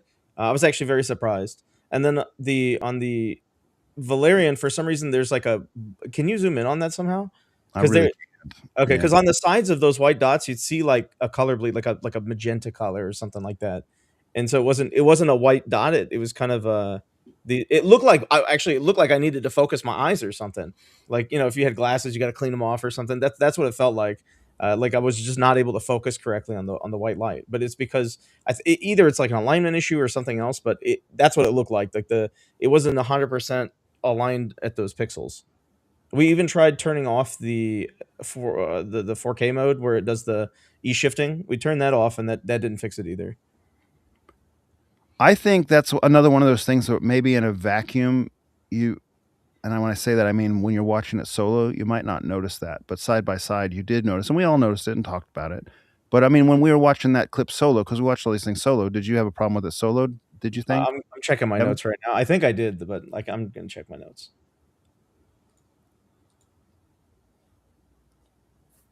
It's a pretty long Starfield clip you could see here.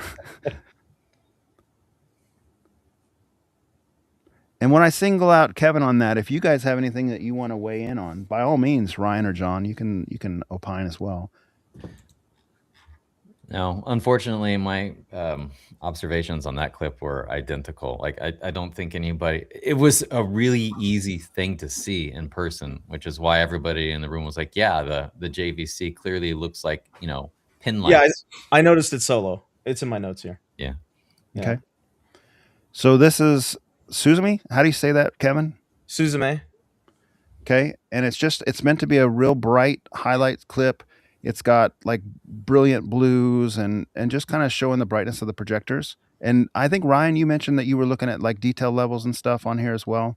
This was HDR as well. This is HDR clip. Yeah. And especially, you know, it would be like the almost neon blues that on the specular highlights on the lake or something like that in a clip like this, where it's not just about brightness, but also like the extra color volume, like those really saturated neon colors that normally will like clip detail. And plus, DLP, you know, they have, it's maybe not as cinematic a look, but it can often have a sharper look, and especially in animation, that can be the case, which is why this particular clip I actually thought presented the best on the Valerion. So, I mean, especially with a clip like that where the average ADL is so high. This is probably the clip where the Valerion bested the Epson LS12000 the strongest. It was crazy. And we're not showing the LS12000, just to be clear, if you're kind of skipping back and forth. This is the NZ500 on the left versus Valerion Max on the right, just as it's been the whole time. But the black floor, the native contrast on the Epson LS12000 isn't really good enough for the scene. I did notice a little bit of clipping in the bushes at one point on the Valerion that I didn't notice on the JVC, but I think John fixed that by changing the setting, and it might be right here, where some of the bush highlight just looked like kind of white light instead of like branches.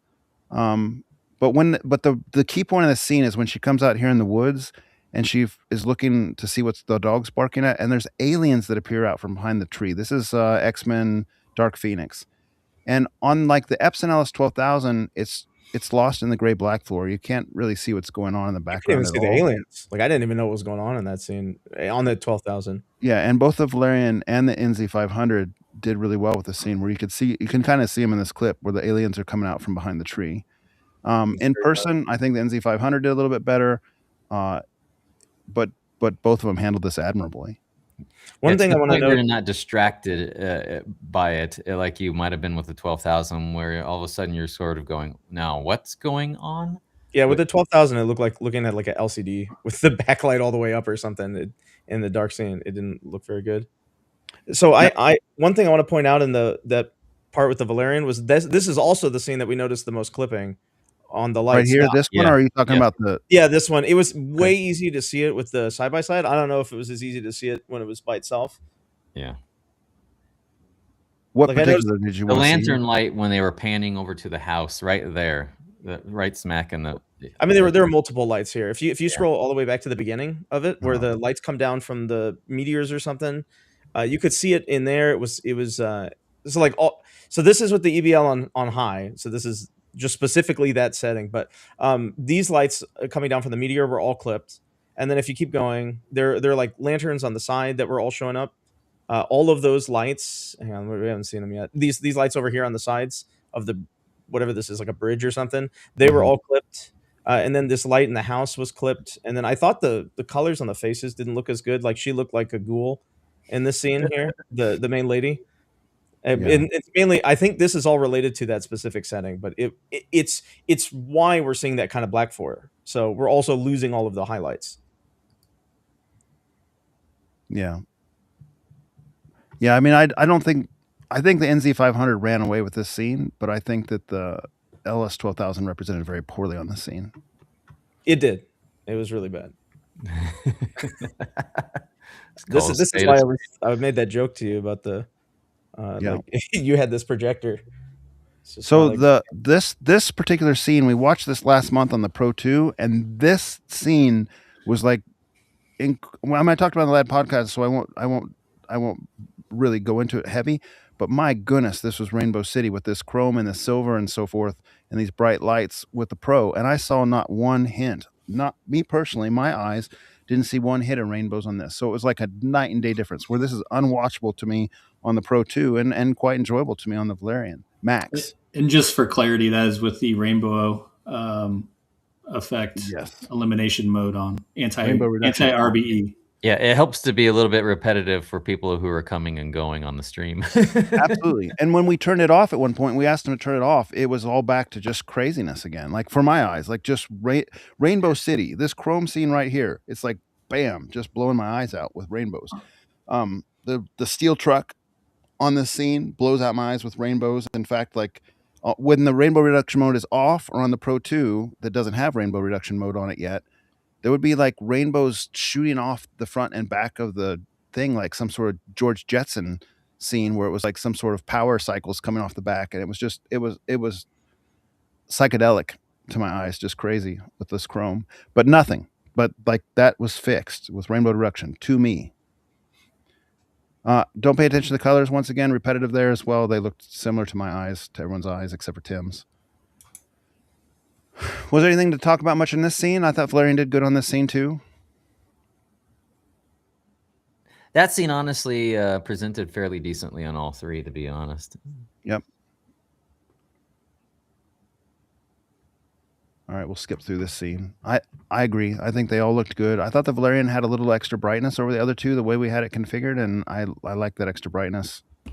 Okay, so this is the scene where the only scene of the night where I saw rainbows on the Valerion in content, and if you want to call credits content. But when the names pop up here, that flashed rainbows to my eyes, even with rainbow reduction mode on. But otherwise, no. And the other thing that's of interest here, watch how the NZ500 handles these credits. They come in, they fade out.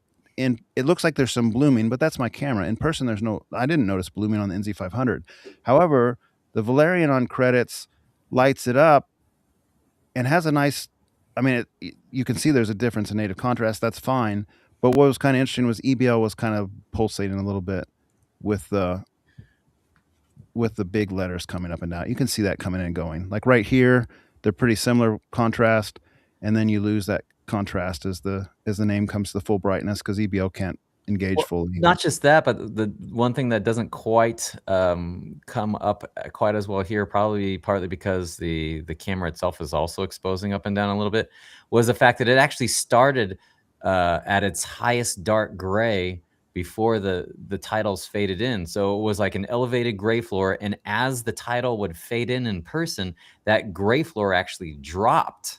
So it was weird to watch the gray floor pulse up as it got darker, fading back to black, and then the title would fade back in. So it was almost like the trading of the black floor was going in the opposite direction your eye wish it would do. It was a weird sort of cognitive dissonant kind of moment on how it was treating it, which is what I think brought up the discussion of a full fade to black option would have really helped the Valerion there.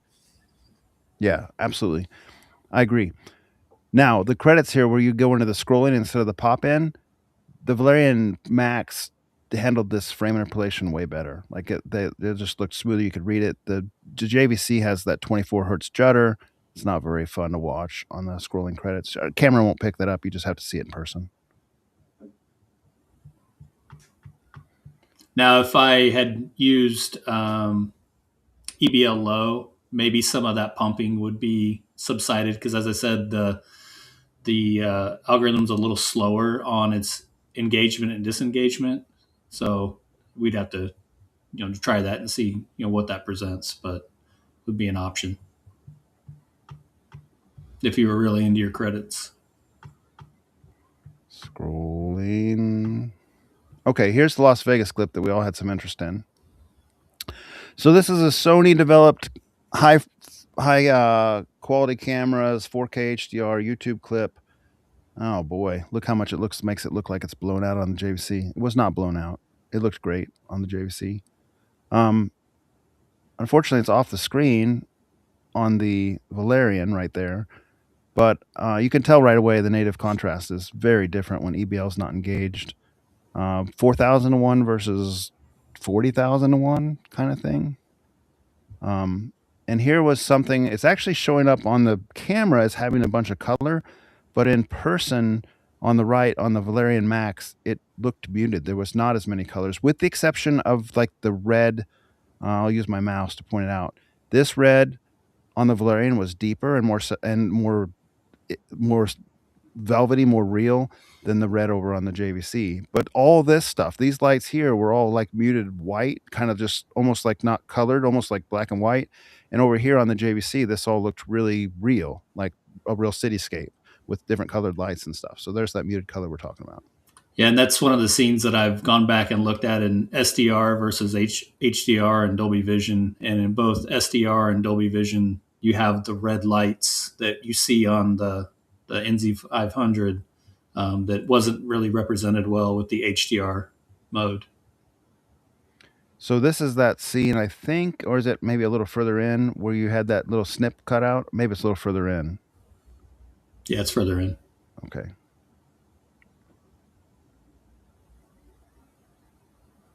We were just playing some settings on the Valerian, so we would restart the clip. I think we've done that at times in these different things. Playing between Cinema 1, Cinema 2, other little settings that John wanted to kind of play with, or someone in the group asked, hey, could you try this, that type of thing. Oh, we're out of that clip, so maybe we didn't get the specific spot. I turned the camera on and off. It wasn't recording live the whole time, but I think you got the gist there. I saw a little bit of like plasticness on Gwendolyn. What's her name? Close. I think that was the clipping again that you were saying there. Because Yeah, I mean, the parts where you notice you're saying plasticky, those are parts where I noticed it was clipping. Yeah, I mean, you probably could fairly use those words fairly interchangeably. The crown on her head looked a little bit better on the NZ500. It had some detail on the Valerian that perhaps wasn't on the NZ500, but the face looked better on the NZ500. Like this clip was NZ500 winner for sure, I think. Why are we back to this one again?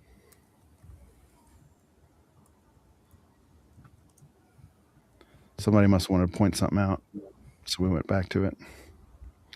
Okay, this is Baby Driver. We were comparing frame interpolation between the LS12000 and the Valerian and the JVC. On the screen right now is JVC and Valerian Max. Clearly, the Valerian Max really did a great job with frame interpolation. So, like when you got to places where they were writing on the wall, like right here, writing on a tree, writing even their dresses as they're dancing here. Let's go forward a little bit. Right here, like the writing on the tree. It was in person, it was just a lot more clear on the Valerian. This is never going to show up on a camera. Just have to take our word for it. Well, kind of shows up there, but it was just in motion, way clearer on the Valerian and the LS12000 both. Because again, the NZ500 doesn't have any frame interpolation. You guys have anything else to add there? That was really what we were looking for, I think. Nope. Nada. I think I remember one of the projectors when he went past that tree. I saw some art. I want to say artifacting, but that's not technically what it is. It's like it draws him weird as he's coming out because he wasn't there in the previous scene. So when it's trying to interpolate, it draws him weird. But that's a thing I always notice with any kind of frame interpolation is that kind of issue that would happen. Like when somebody goes past a pole or a tree or something like that that's vertically standing up and they're horizontally moving, you'll see weird issues with frame interpolation. This is showing up better on the camera than it probably did in person, but there was something here, and that's why we went back to this clip. Like her hair looked like it was thicker, like hairsprayed or something, more so on the Valerian than it did on the JVC. You can actually see right here that it's just showing up more than the JVC. It was there on both images. It just looked thicker, or like, again, hairsprayed, more so on the Valerian than the JVC on that scene.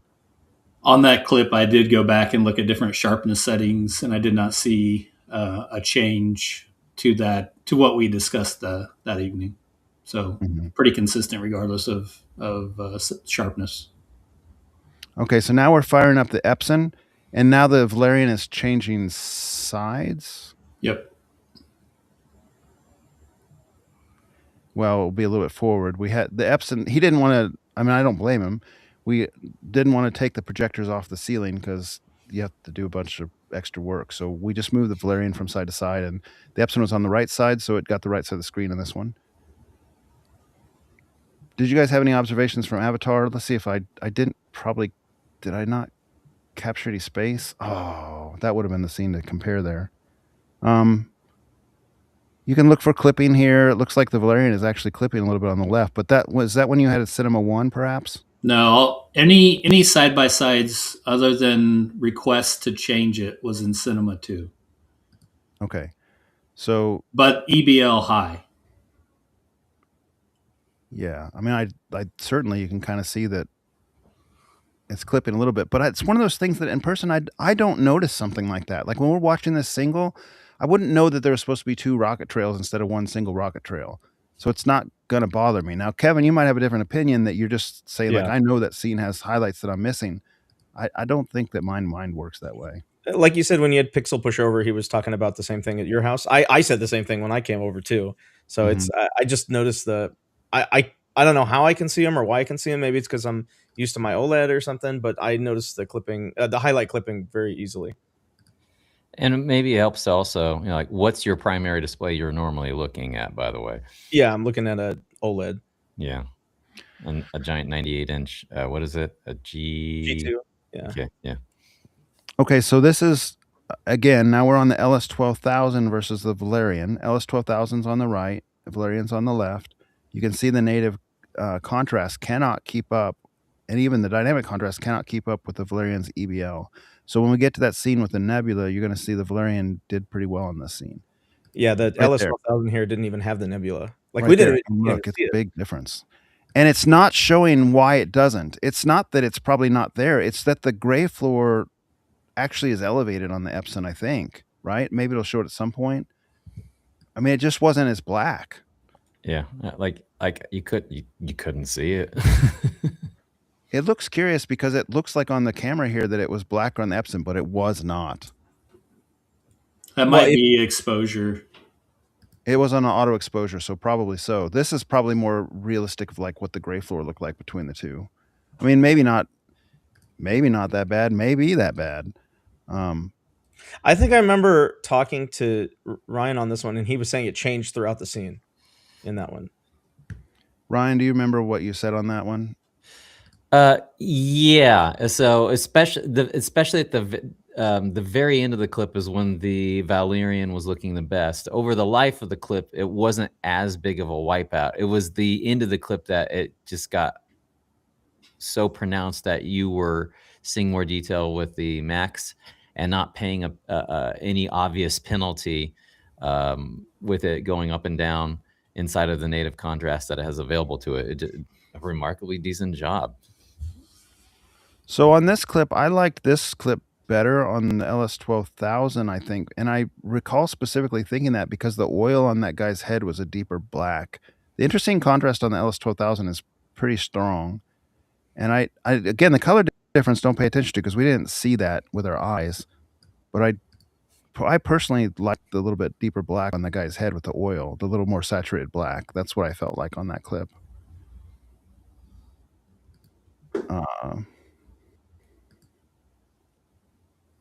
And that might be something that can be changed or configured, or probably is something that can be changed or configured. That was just my observation. One subjective observation. So this is not going to be a good clip to tell, but we all, I think, thought the Valerion Max's frame interpolation was a little better than LS12000.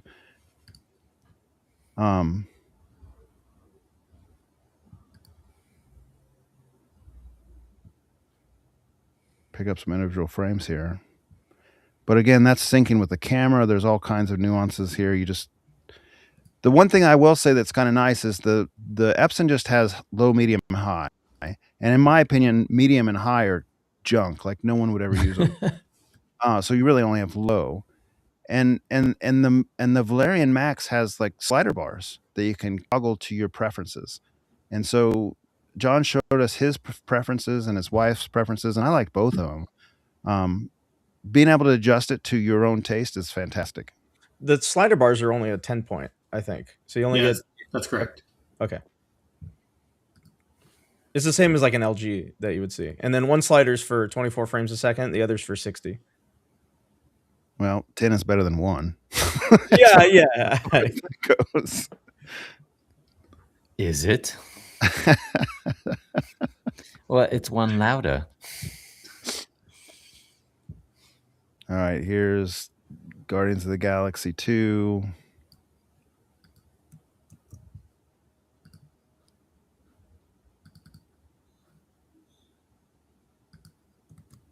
I don't know. We're not, unless you're in person and you're comparing colors that look off in the camera, it's probably not even worth comparing that, at least visually here. Okay, so the Oliphant. I included this scene specifically because I thought that the frame interpolation on the LS12000 did a poor job on this scene, and I wanted to see how the other one handled it. It maybe wasn't as telling as I thought, but at the very beginning of this scene, when the elephants first come in and they're charging, the frame interpolation on the LS12000 makes those CGI soldiers look exactly like they are. I mean, they're little CGI soldiers, and they look real fake, and it takes you out of the moment. I didn't notice saw that on the much on the NZ500 as Valerion. well. Go ahead, Kevin. I saw that on the NZ500 as well. I thought the CG looked bad the first time I saw the scene on the NZ500. I noticed it immediately. I said it to Ryan. I think I said, "Wow, that CG is really bad." So even without the frame interpolation, I thought it was bad. So I'm assuming the reason you're seeing it bad on the Epson is because it is bad, and then it looks even worse when you try to make it smoother. Yeah, I mean, this is probably one of those things where we all see a little bit differently. To my eyes, the NZ500 looks a lot more agreeable with the no frame interpolation on this particular scene than the LS12000 does with frame interpolation. And I thought the Valerion Max was a little bit better than the LS12000 on the frame interpolation, but I think they probably, on that particular scene, I probably would have preferred it off on both, just subjective, personally speaking myself. So LS12000 right, Valerion left. Can't pay attention to the color. You're just looking at kind of a black level. So EBL is a mixed bag. And I think I say mixed bag, but I really appreciated it more than I didn't in our demo session. Like I thought it was beneficial overall, but it's not universally beneficial. Right. So this would be a scene like where it's not, where you got enough ADL on the screen, enough highlights on the screen that it can't activate. And so your black floor is less than when it does activate. Is this the scene you grabbed that scene from? No, it's the one with CVS in it. Same sort of thing here.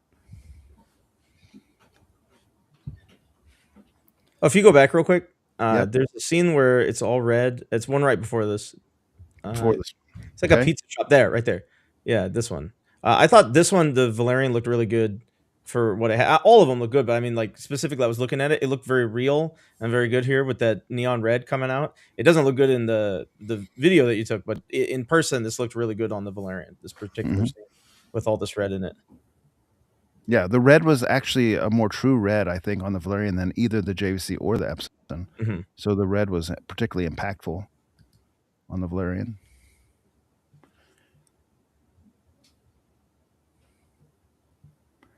Yeah, going. I think it's after the Paris is the one you're looking for.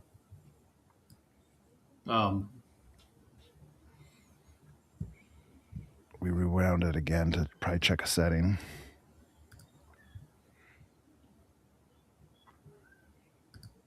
Okay.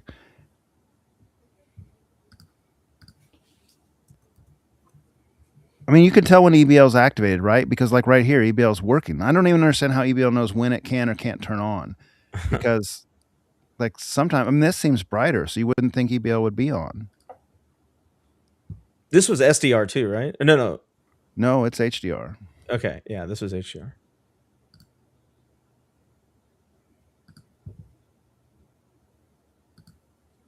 This was the one that ran at 60 frames a second. Now I remember. That's what was different about this clip from the others.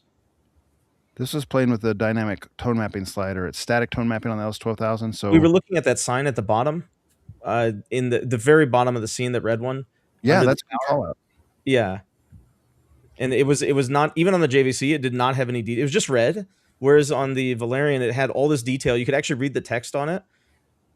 Something about the reds, it does a really good job with it, and especially I think it's the tone mapper. So this is what I was saying, like sometimes the tone mapper is good and sometimes it's not, and I wonder if a lot of it was the EBL, but in this particular scene the tone mapper was doing such a great job. You got all this detail from that sign in the red that was behind the white text. Well, that and the larger color space. I can't remember the exact. I know on the Max it's 95-ish on Rec 2020 that it can present. And the 12,000 is, I don't even think the 12,000 gets 100% of P3. It's lower than that. So. Oh, okay. This sign here is what Kevin's talking about. And on the Valerion, it had texture and it had like detail in the red sign. And on the NZ500 and on the LS12000, it was just red. So we were playing. I'm glad you remembered that, Kevin. We were playing with the HDR slider to see like, hey, can we bring that detail in here? And we never could. I think when we got to 16, it like really faintly showed up, but not even nearly as well as it showed up over here, regardless. And 16 is just too dark. I mean, you could see what it just kills the picture completely. Yeah. So you would never use it. I think we kept it at 4 or 5 the whole time. Yeah, 5 was where we left it for the majority of the time. Okay. There you go. Go back. This is Right the there. scene. Yeah, this is where we saw the TI. So you can see the street sign is right here and right here. And for whatever reason, as good as the greens were on, or good as the reds were on the Valerion in person, the greens kind of had the upper hand on the Epson. Oh, and worth noting, and I think we mentioned it earlier, but just to call it out, only on the Valerion could you tell that this sign had individual light bulbs in it. Mhm. Like you could tell it was composed of a bunch of red lights. On the Epson and the NZ500, it was just a solid color, like it was basically a clouded or smoked LED panel. But here you could tell it was light bulbs. So that was interesting. And I don't think it was just that sign. Like there was more of that through the cityscape that you could tell individual light bulbs on the Valerion for whatever reason over the LS12000 and NZ500. Yeah, Now, there how was a much? CVS sign, you could see it too, like the neon behind the light. Yeah. Again, that's probably one of those things that you probably won't ever notice if you're watching it single because you just wouldn't know any better. But when you're side by side, you notice these little advantages and disadvantages.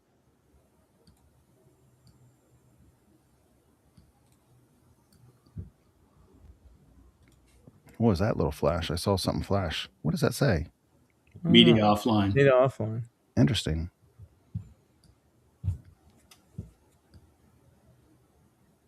We stayed on this for a long time talking.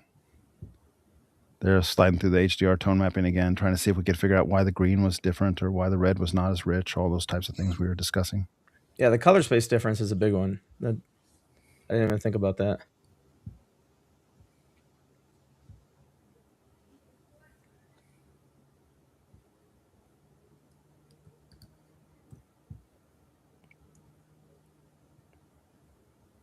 This is the CVS one that we were looking at.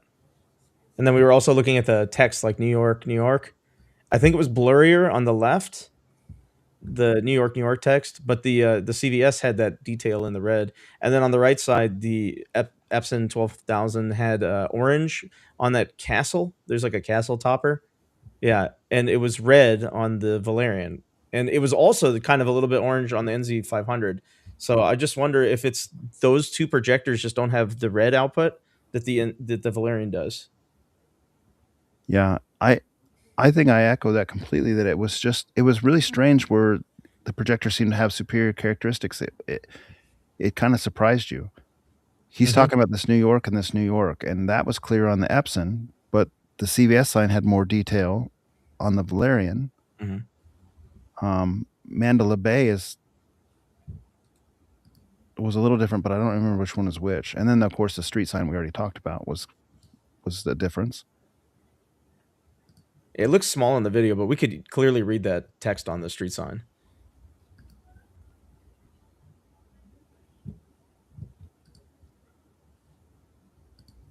Let's see. So here you can kind of see, look at, this is what we're talking about. Where watch EBL on the left, hasn't engaged, it's dimming it down, now they're the same. And then when it comes back up, EBL is doing it right. Like, look, it's got a blacker screen than the Epson. So it's trading off.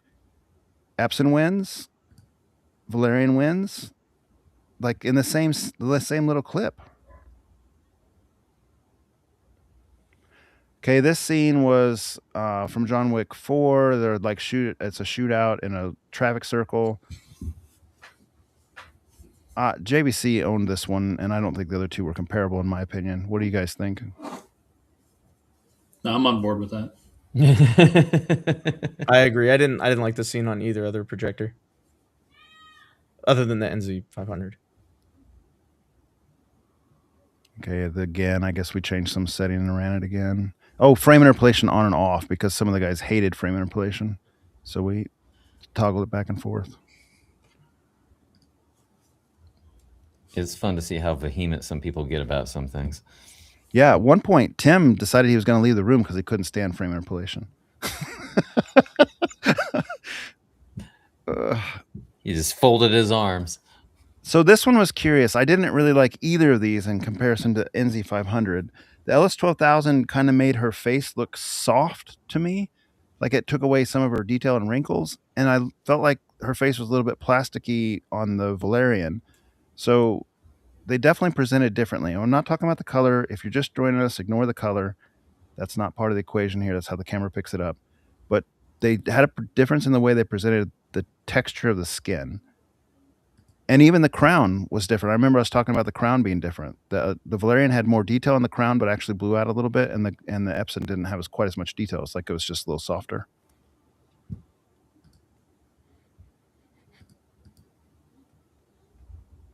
Okay, here's the credit scene with the LS12000 right and the Valerian left. When we get to it, We were looking at those torches too at the beginning there. okay, so it's going to pop up right there, and EBL's doing a good job for a moment, and then it reverses. This is kind of a funny thing, because the Epson, it's just a tug of war, man. They're trading back and forth. Oh, that's where the Epson's going full fade to black. Full fade to black. Didn't have that. Yep.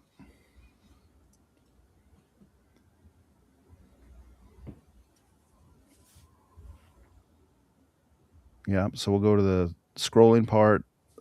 This was, we were checking in frame interpolation between them, which one we like the scrolling better. I think we all kind of agreed that the Valerian was a little bit better on that for the frame interpolation settings. Here's the Interstellar Hans Zimmer concert. I mean, look at the black floor difference. This is where Valerian just smacked the Epson again. Like the native contrast on the Epson is 5,000 to 1, and its dynamic dimming is slow. The EBL is faster. The black level is just like it looks. Like it looked better on the Valerian, no question. Like when you get that little bit of kind of gray shadow on the screen, you just kind of think, "Man, I wish this projector was a little bit better." And you can't help yourself thinking that. Yeah. And the Valerian had less of that as a whole, I think, than the Epson did. And the NZ500 had very, very little of that totally. So here again, the Valerian looks better. It's blacker than the NZ500. Are you guys? Is this compressing so much that we're wasting everyone's time? Can you guys see this okay, even on your side of the stream? Most of the stuff has been presenting not half bad on the stream. Okay. I've had it popped up in another window. I kind of wish the projector screen was a little bit bigger in the video, because I'm seeing like a foot shake, and that's like the biggest part of the screen. It's distracting. The white sock. Yeah, especially when you're fast forwarding. I just see it going up and down. Oh, well, we were watching this for a little while. This is when you know you're too into this, when you're watching these little things and trying to watch the screen. The thinking icon animation. It's like, oh, well, check out the black levels there. Okay, so this is the LS12000 versus the Valerian on the Star Trek motion picture intro.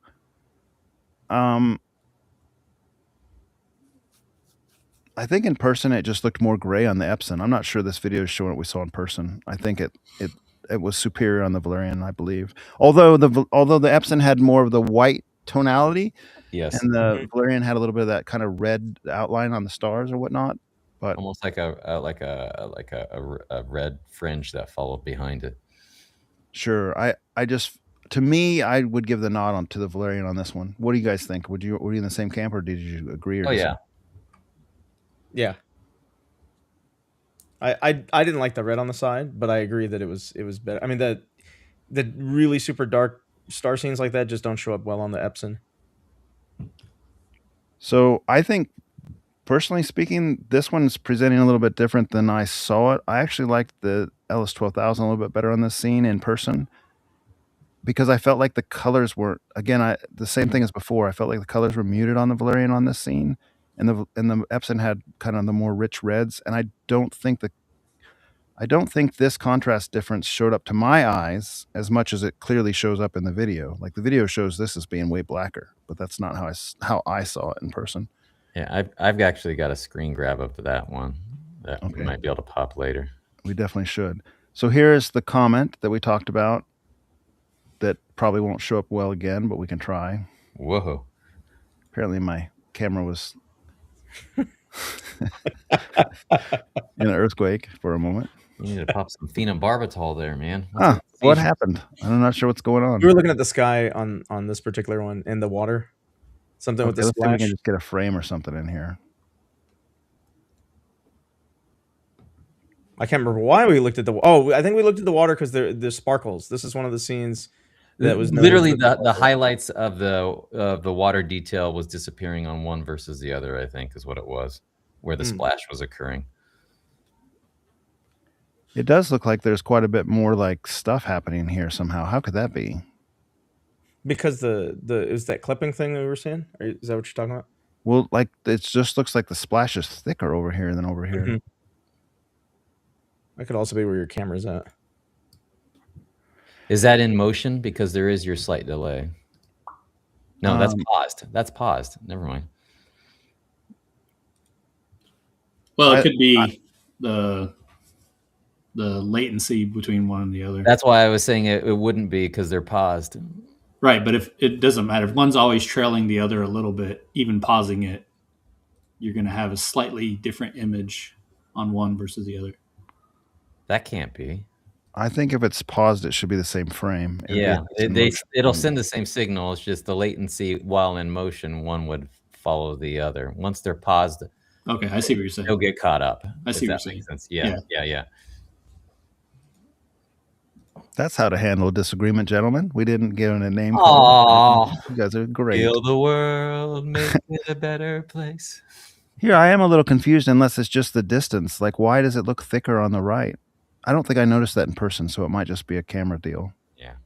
I mean, the left one is all purple here, so it must be missing out on some of the channels for some reason. Oh, my goodness. I'm going forward because we can't see what we need to see anyway. What we saw there and what we were intending to point out was that the comment was faded on the Valerion and not on the LS12000. Now, this is the one where the Valerion spanks the LS12000. So in shadow detail. Yeah. Not in highlight detail. I don't think it was that different, but it starts becoming real different real fast, and you can kind of see it already. Like the blacks on the Valerion were notably darker than the blacks on the LS12000. You can see it right here, right? Yeah, you can already see it. I mean, look at the overspray. I mean, it was worse than this in person. The LS12000 was very gray at this point. Ignore color differences, and then we're coming out here to the dog barking, and this looks like, ignore the color differences. This looked really like nice. I mean, it looked like you could see it was black. This was gray. So when the aliens start appearing, let me get to the point where they do. Right here, you can see like the shadows moving and stuff. You could see it over here, but that's because the camera's doing it. In person, it's like just so gray you can't even really tell what's going on. Like there's an alien right there. You can't tell what's going on over here. In person, it was a smackdown.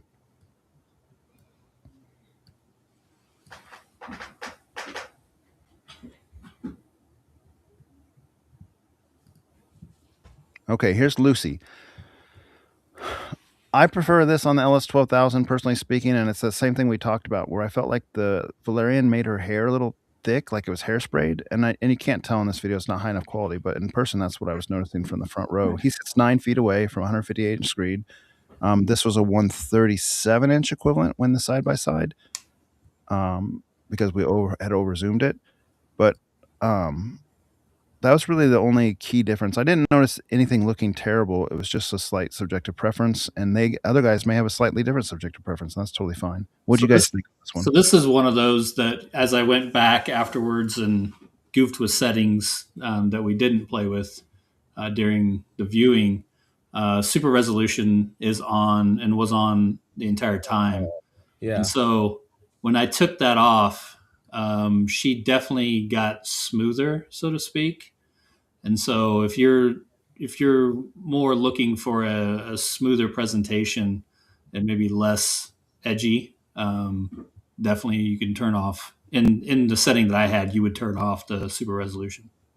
Does that super resolution affect the armor that Jonathan was talking about in the cave scene with the dwarves?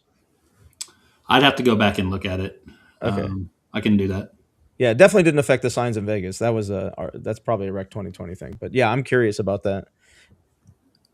Like her pores, for example, on her face. If you backed up just right before she's kind of looking right before she's looking for the different color strands.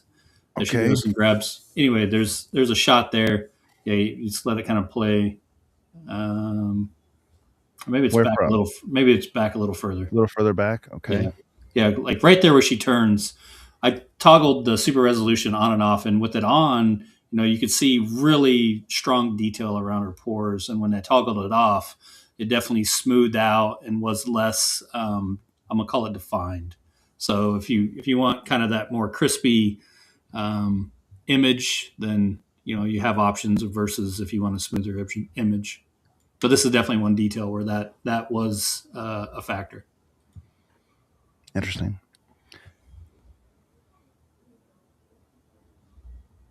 Okay. So here's the THX demo. This was a funny one too because it switched back and forth between the two as far as which one had the upper hand during the clip. I think somebody used the analogy of an arm wrestling match where they were going back and forth. Did you change seats on this? I did. I'm now on the left-hand side, but still the Valerion Max on the left and the Epson on the right. So I'm in a different spot with the camera, but the projectors are in the same spot. So at the beginning of this one, the Epson seemed like it was a little stronger in person. And then when it got brighter, the Valerion seemed like it was better in person. Which I don't even understand it, John. Like, I thought EBL didn't really engage if there was a high ADL on the screen. By the time you're here, there's a high ADL, but it was definitely engaging. Or maybe the interesting contrast is just that much better or something because it was clearly more black on the Valerion in person. Yeah, it's the only thing I can think. And as far as the interesting, because the EBL shouldn't be on at that point with that much brightness, especially like through right there. Mm-hmm. But this on the Epson was actually kind of just like gray blacks. There was not a true black. And on the Valerion, at this point in the scene, it looked blacker. I mean, you can't tell in this video. You're just going to have to listen to what we're saying. It's like half these things are that way. This was the only scene in the entire night that I noticed a little bit of laser speckle, I think, on Sheldon's screen from the front row. And it was when you had these real close-ups on her face. Like that same exact color on her face that was that large. I saw a tiny bit of speckle. It wasn't even bothersome. Like I wouldn't even classify as bothersome. I was trying to look for it. This is the only thing I saw it on. Because you guys were in the back row the whole night. Could you even see that laser speckle back there? Yes. It was really tough. You had to look for it.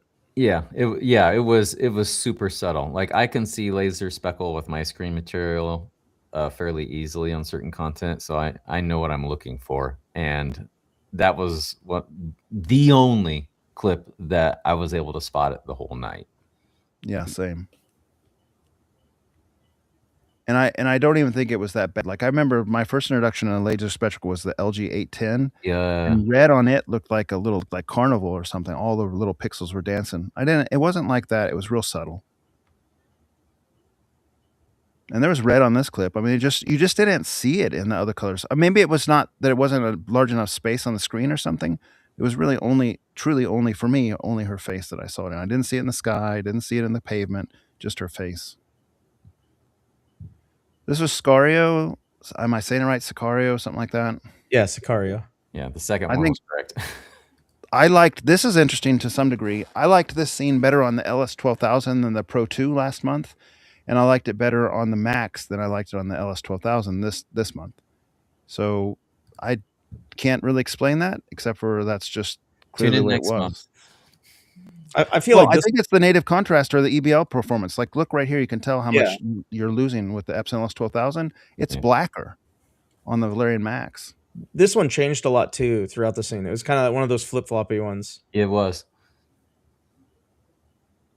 Whereas the Pro 2, it doesn't have the native contrast that the Max has, at least in the mode we were watching in, right? Because it's, what are you saying? It's like 1801 versus 4001 Pro 2 to Max. Yeah. John? Yep. And so, like, on the Pro, I think it just pretty universally looked worse than the Epson because the native contrast is like half what the Epson is. But the fixed iris at Cinema 2 and the EBL technology just made it look overall mostly better, in my opinion, on the Max. And the LS9000 on this clip was dog poop. It was terrible. It was so bad. There was no like dynamic demand at all. Top Gun Maverick. We were watching it through snowfields very specifically because I wanted to see if I could see any RBE in here, and I'm happy to report I could not. This was a terrible mess on the Pro 2 to my eyes, and not at all on the Max. Like, I couldn't see any RBE. In the Pro 2, when I'm watching these planes, these silver planes fly through the white snow, it's like they're like rainbow little circles, like UFOs or something. You can't even really tell they're planes. It's just like UFOs of red, green, and blue flying all over the snow. It's really terrible. But zero with the Max and rainbow reduction mode. Now, see, the camera's picking up some of that DLP flashing. Like, see the blue, see the yellow. There should be some red in here too. That's the kind of stuff that if you're sensitive to rainbow effect, you see that nonsense, and it's really hard to like even like properly demo a projector like that because you're just like your color flashing is going crazy. Luckily, my eyes are not fast enough to pick up that stuff that the camera's picking up in the Max, but certainly on the Pro, I'm seeing that stuff. Okay, enough of that. That's why that clip was included. It looked otherwise good on all the projectors, I thought. I don't even think it looked bad on the NZ500 on this one. John, did you? No, I thought the motion was good on it. Yeah, I would have expected the motion to be kind of poor on the NZ500 based on my NZ7 ownership, but I think the NZ500 has a little bit better motion than the previous JVCs.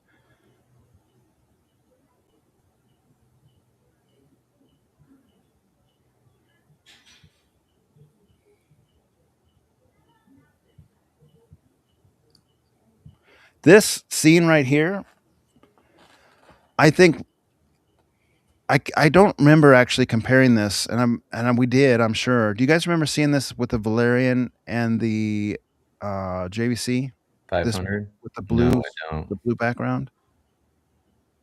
In my experience in my room, I really like the NZ500 on this scene more than my Epsons. I have the Epson LS12000. I have the Epson QL3000 right now. The blue looks nice, but there's not the black floor that scene needs to really, that's not the native contrast to really make that scene pop. And the NZ500 like solo on that scene looks fan-frickin-tastic. And I think the Valerion looked pretty good on it too. I just don't remember the comparison to tell you exactly how close they were. Still in the scene, fast forwarding.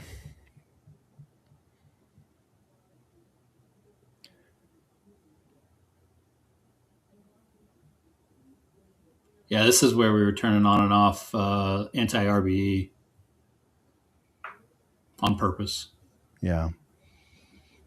I closed my eyes when you turned it off. Yeah, it was all back. The rainbow effect was all back. Yeah, it was so painful. I was like, no, I don't want to see this. I mean, you can even see it in this menu here as you're scrolling with the rainbow thing off. Look at the menus flashing. And as I recall, people were saying that it's supposed to be, the capability to turn it on and off is based more on the fact that it produces a high-pitched whine. But I didn't hear that. Yeah, I'm worried about my hearing. Or maybe, I don't know. It's more It could be at a frequency. We're all middle-aged men at this point, man. If it's like 16, 17,000 hertz, would we even hear it? Kevin might. I should be able to, yeah. I don't hear that high anymore. The youngin'. But I didn't notice it with this, and I noticed it with my projector at home. Like, I have a DLP that's a six wheel, or 6 color wheel, and that one I definitely noticed like that. But this one I couldn't hear it, and I wonder if part of it's the room, because the room eats up all the sound, and then also because it wasn't. I don't know. It could have been like the number of bodies in the room too, but I just think in general this room is a lot quieter.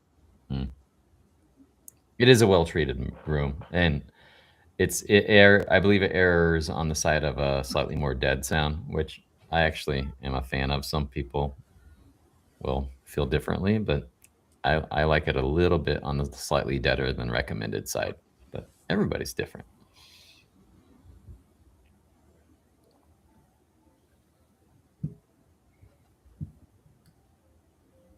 Which projector are we even looking at here? I don't even know which I one. think this was the 500 where we were looking at 24 frames per second versus 60. This is when it Okay. looked really disgusting. If we were messing with something.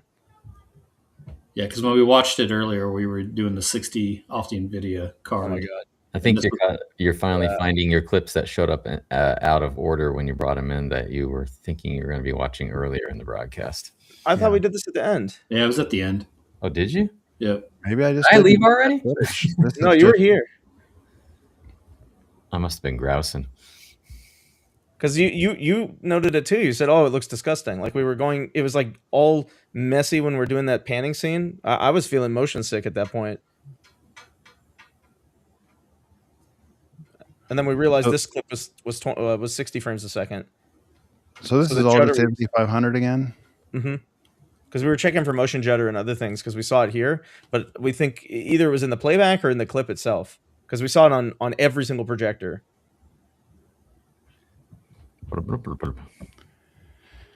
All right. Well, now that I put like 60 miles on my scroll wheel, that thing's been, I've been spinning it with but 2 hands at certain points. Do you mind if I pop up some quick photos or no? Yeah. That's fine. And then I guess I just don't even have raw footage of the LS12000 solo and the Valerion solo, at least not very much. Looks like I had some menu stuff, but not much in the way of actual content. That Well, wasn't intentional. Yeah, well, I mean, you still, what did you shoot? Like 5.5 5.5 hours. Good grief. Changed batteries once. That's a testament to that thing. Yeah. They don't overheat anymore. At least the DJI ones don't. Okay. I'll stop sharing and let you share. See if I can find which window is open over here. There we go.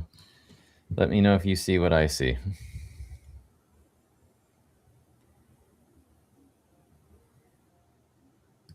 Here it comes. Yep. All right. So these are just frame grabs out of video, right? But and a couple of these really hit home just how much the the color presents differently to a sensor, right? And the sensor, I believe on these, I just had the camera itself locked to 6500 Kelvin for white balance. And then the chips fall where they may based off whatever, it captures off of images like these. But everything from the ISO to the shutter speed, the shutter angle even can cause different artifacts to show up. So as always, again, most of the stuff that we're looking for here will be, like say highlight detail and how much brighter one's presenting than the other. That part would be fairly accurate. And in scenes like these, this one right here, I thought they both actually threw a fairly pleasing picture in person. Which is why we always go back to, the scenes that you don't see as often. It's like, oh, here's a torture test and here's a torture test. That's something that people need to keep in mind if they're having FOMO on one projector versus another. It's like when you could watch an awful lot of content sometimes and accidentally never even run into something that says, oh, well, your projector doesn't do this as badly as another one does. Sometimes that sort of gets lost in a lot of this. This is the one we talked about ad nauseum quite a bit, but this is the one I actually cropped in on earlier where we're looking at those different things that we talked about to at some length. But I was just throwing this up here, just sort of like the overall, oh, this is what it looks like, when you can see the whole thing, at probably a little bit better than normal quality. The Remnant, what is it? The Remnant? Revenant? Whatever. Revenant. Thank you, Reverend.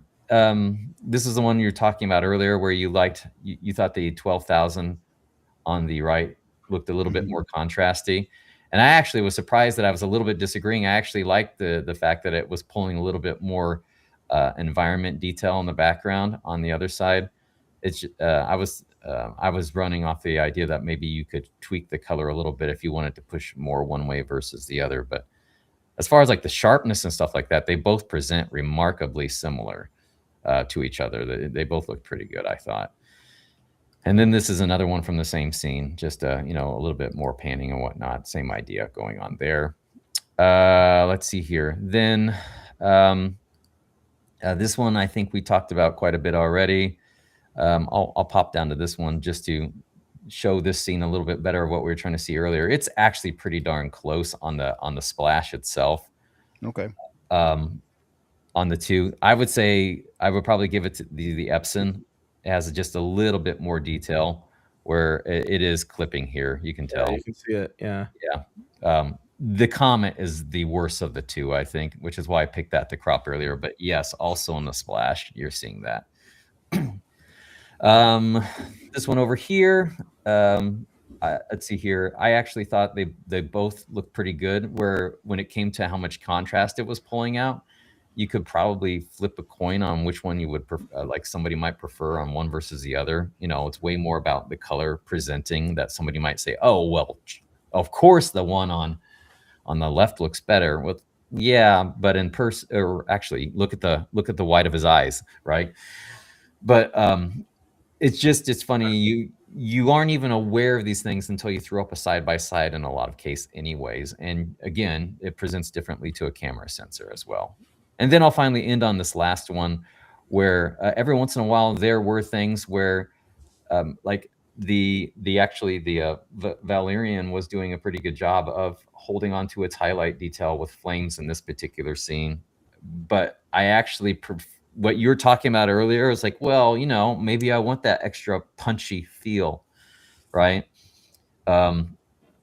That you might actually prefer the image on the left anyway, even though it's actually technically clipping more. So again, we're running into this sort of like almost like philosophical idea you have to decide for yourself. Is like, do you want to have a little bit more punch because there's only so much your projector can do, or do you want it to have a little bit more muted picture and reclaim that highlight detail? So which two were in that last shot? What's that? Ryan? Which two were shown in that last shot? That was, let's see here, that last one, I believe that was a throwback. I want to say that one was the not the 12,000. So I think I apologize. I probably threw up the JVC on that one versus the Valerion. So, but all the other ones I believe were the 12,000 versus the Max. So sorry about that. All right, we got a couple comments that I'm going to bring up here as far as pinned comments. They're from earlier in the stream. Why can't I click that?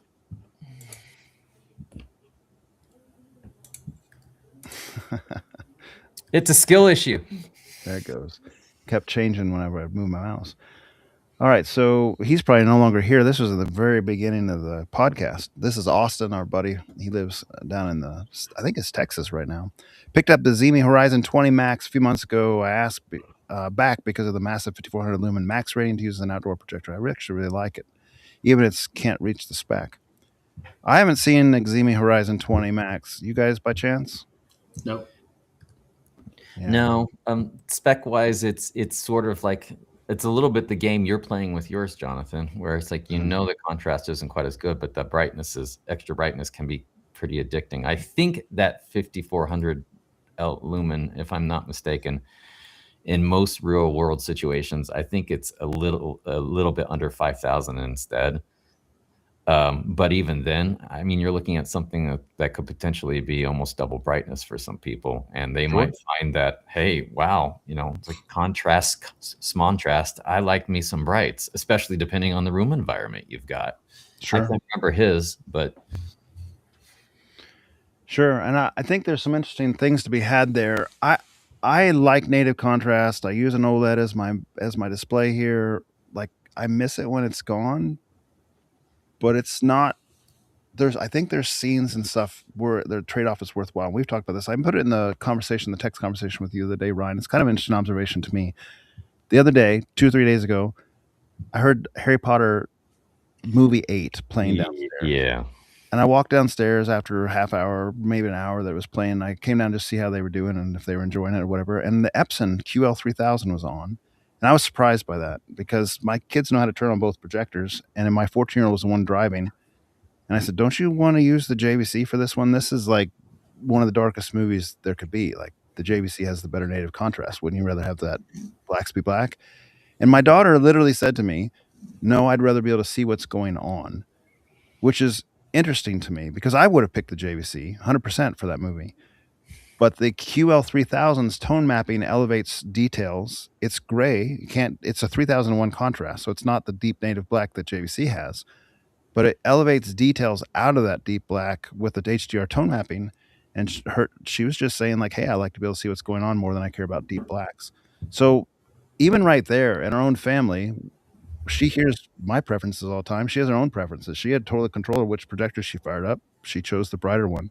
So the Ximi Horizon 20 Max, I mean, all that comes into play as you think about evaluate what projector you want to use.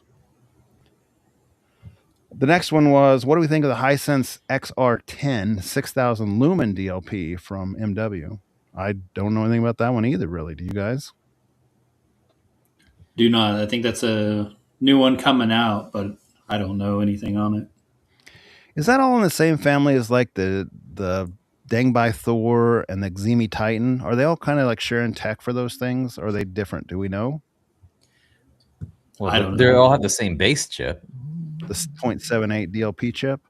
Well, I mean, these things come out and they're like from 3 different companies. Dangbai, Ximi, and Hisense. They all have like the same similar spec. They're all coming out at the same time type thing.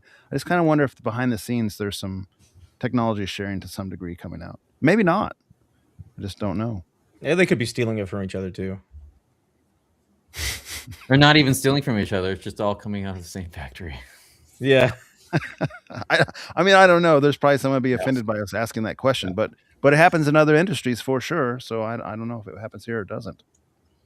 Sorry, MW, we can't really help you there. AVSForum a lot of times has got threads that are way too long for lack of information, but can be read, of course. And that's really all I pinned. Did you guys see anything else? I mean, I read through the comments. Was there anything else you want to talk on that in that regard? I think that's about it. Yeah, honestly, I'm almost positive that XR10 isn't in anybody's hands yet. So I've been reading a little bit on that Ximi Titan, and people are, at least 2 or 3 people have them now, and they're enjoying them. There's a thread that's active on there. People are asking all kinds of questions and so forth. They're like 5,000, 6,000 lumen type territory. DLP. I don't think it has like anything equivalent of EBL, but again, the additional lumens people like in some cases.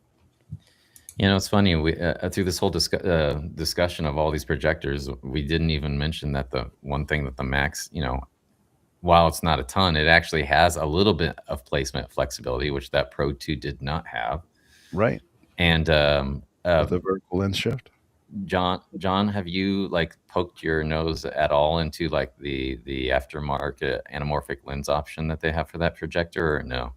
No, so I heard you comment that earlier. No, I have not, because I have a 16:9 screen. That said, there is another option for someone who's needing a 2.0 lens. Valerion is selling, it's supposed to come out in February, a lens that will attach to the front of the Max and give it, so right now the motorized lens is 0.9 to 1.5.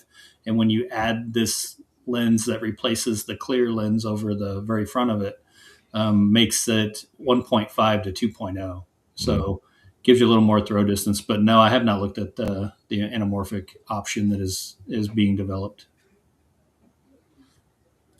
Classy Tech Calibration says, hey, I'm writing my Horizon 20 Max review right now. At D65 calibration, it's almost 4,000 lumens. I mean, that's pretty respectable, honestly. Yeah. What kind of black floor are you getting out of that? What's your contrast rating, Classy Tech, or do you want us just to wait for the review to come out?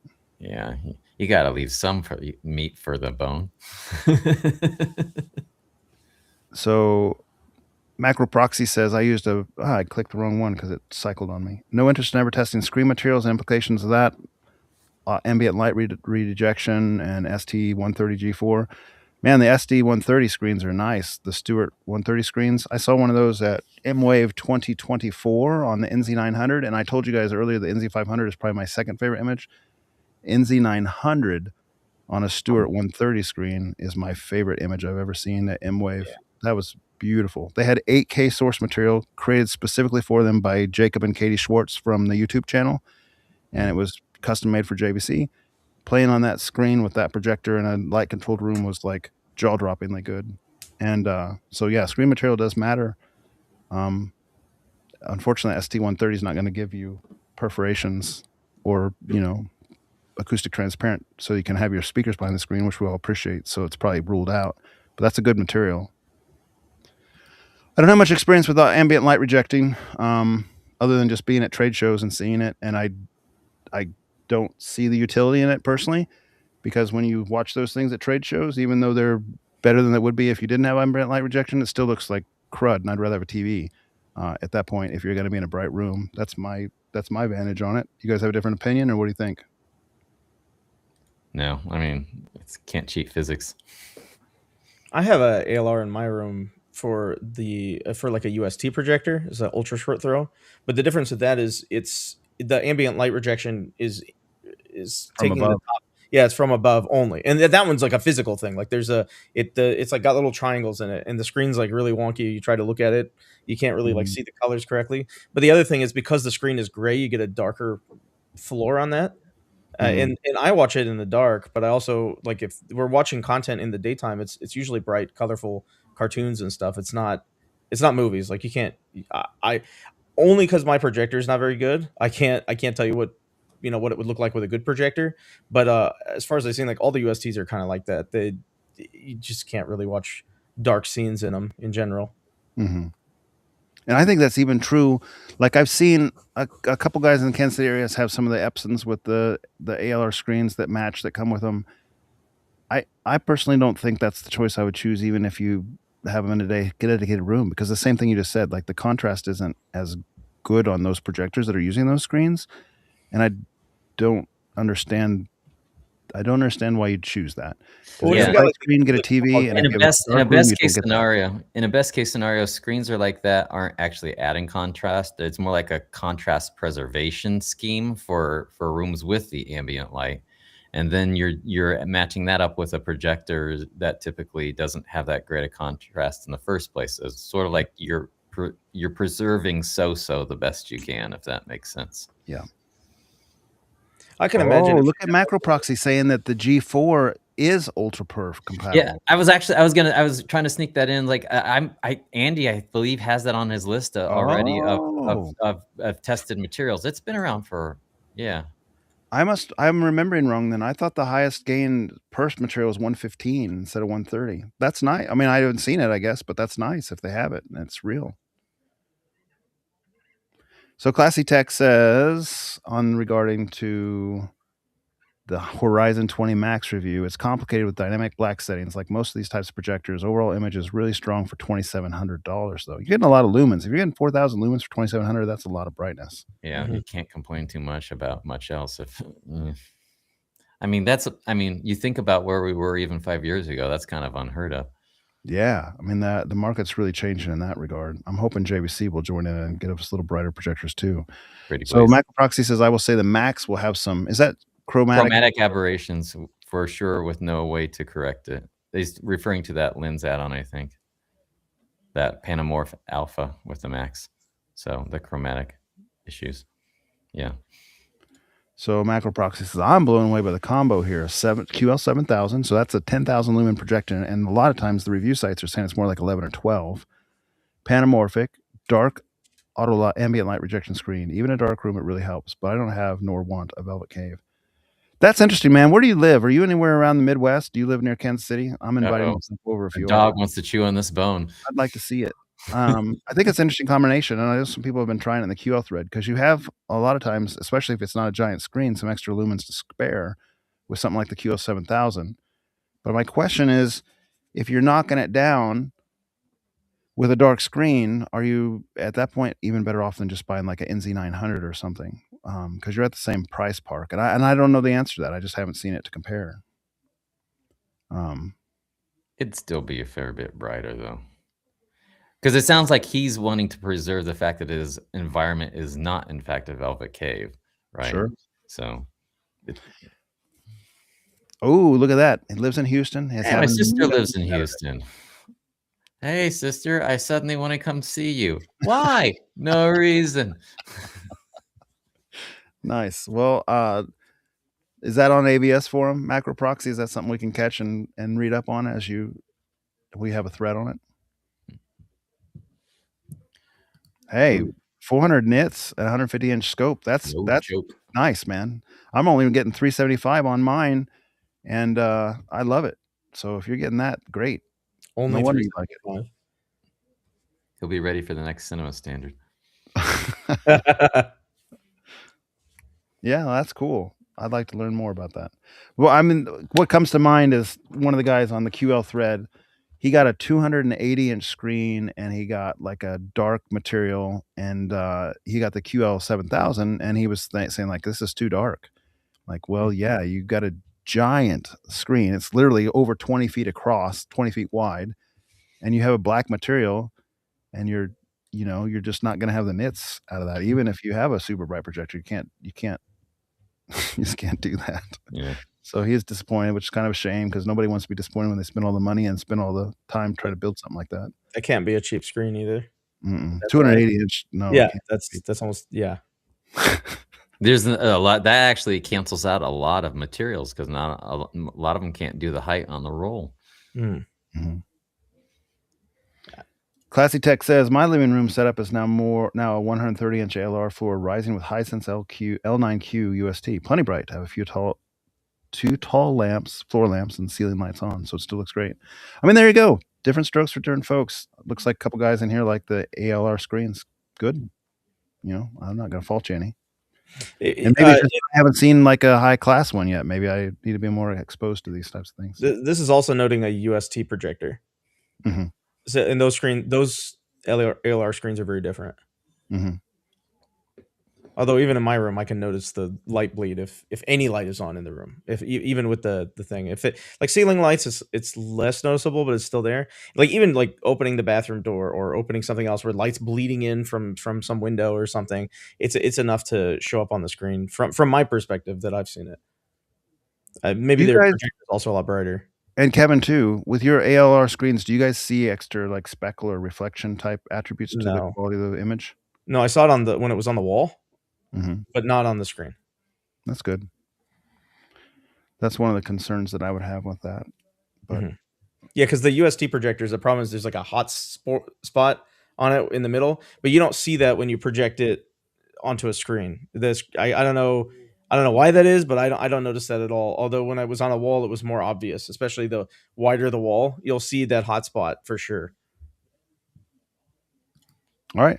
Looks like we got to the end of the comments. I think John might have stepped away. Oh, there you go. Macro Proxy has confirmed he has a long throw ALR Seymour version. Only complaint is the perforation isn't as good as Stewart's. Yeah. Well, I mean, it sounds like you still got a stellar image. You got 400 nits with some little bit of lighting in the room even. All right, fellas. Anything else before we close out? Thanks for your time. This went on quite a while. Yeah, it did a little bit, but hey, somebody. Hopefully somebody will find this mildly bemusing. Thanks for joining us, John, and for bringing over the Valerion Max for us to play with. Yeah, that was that was really cool to see that. Yeah. And Pro the month before. And also Sheldon's not on here, but thanks to Sheldon for hosting us, buying us pizza, and giving us a good evening. And his room sounding incredible. It is. It was wonderful. Great fun, except for now, my son is currently working on a Hover Easy setup for his couch. There you go. Planning on having it done this weekend. So very good. Thank you kindly, chat. All right. Have a good night, everybody.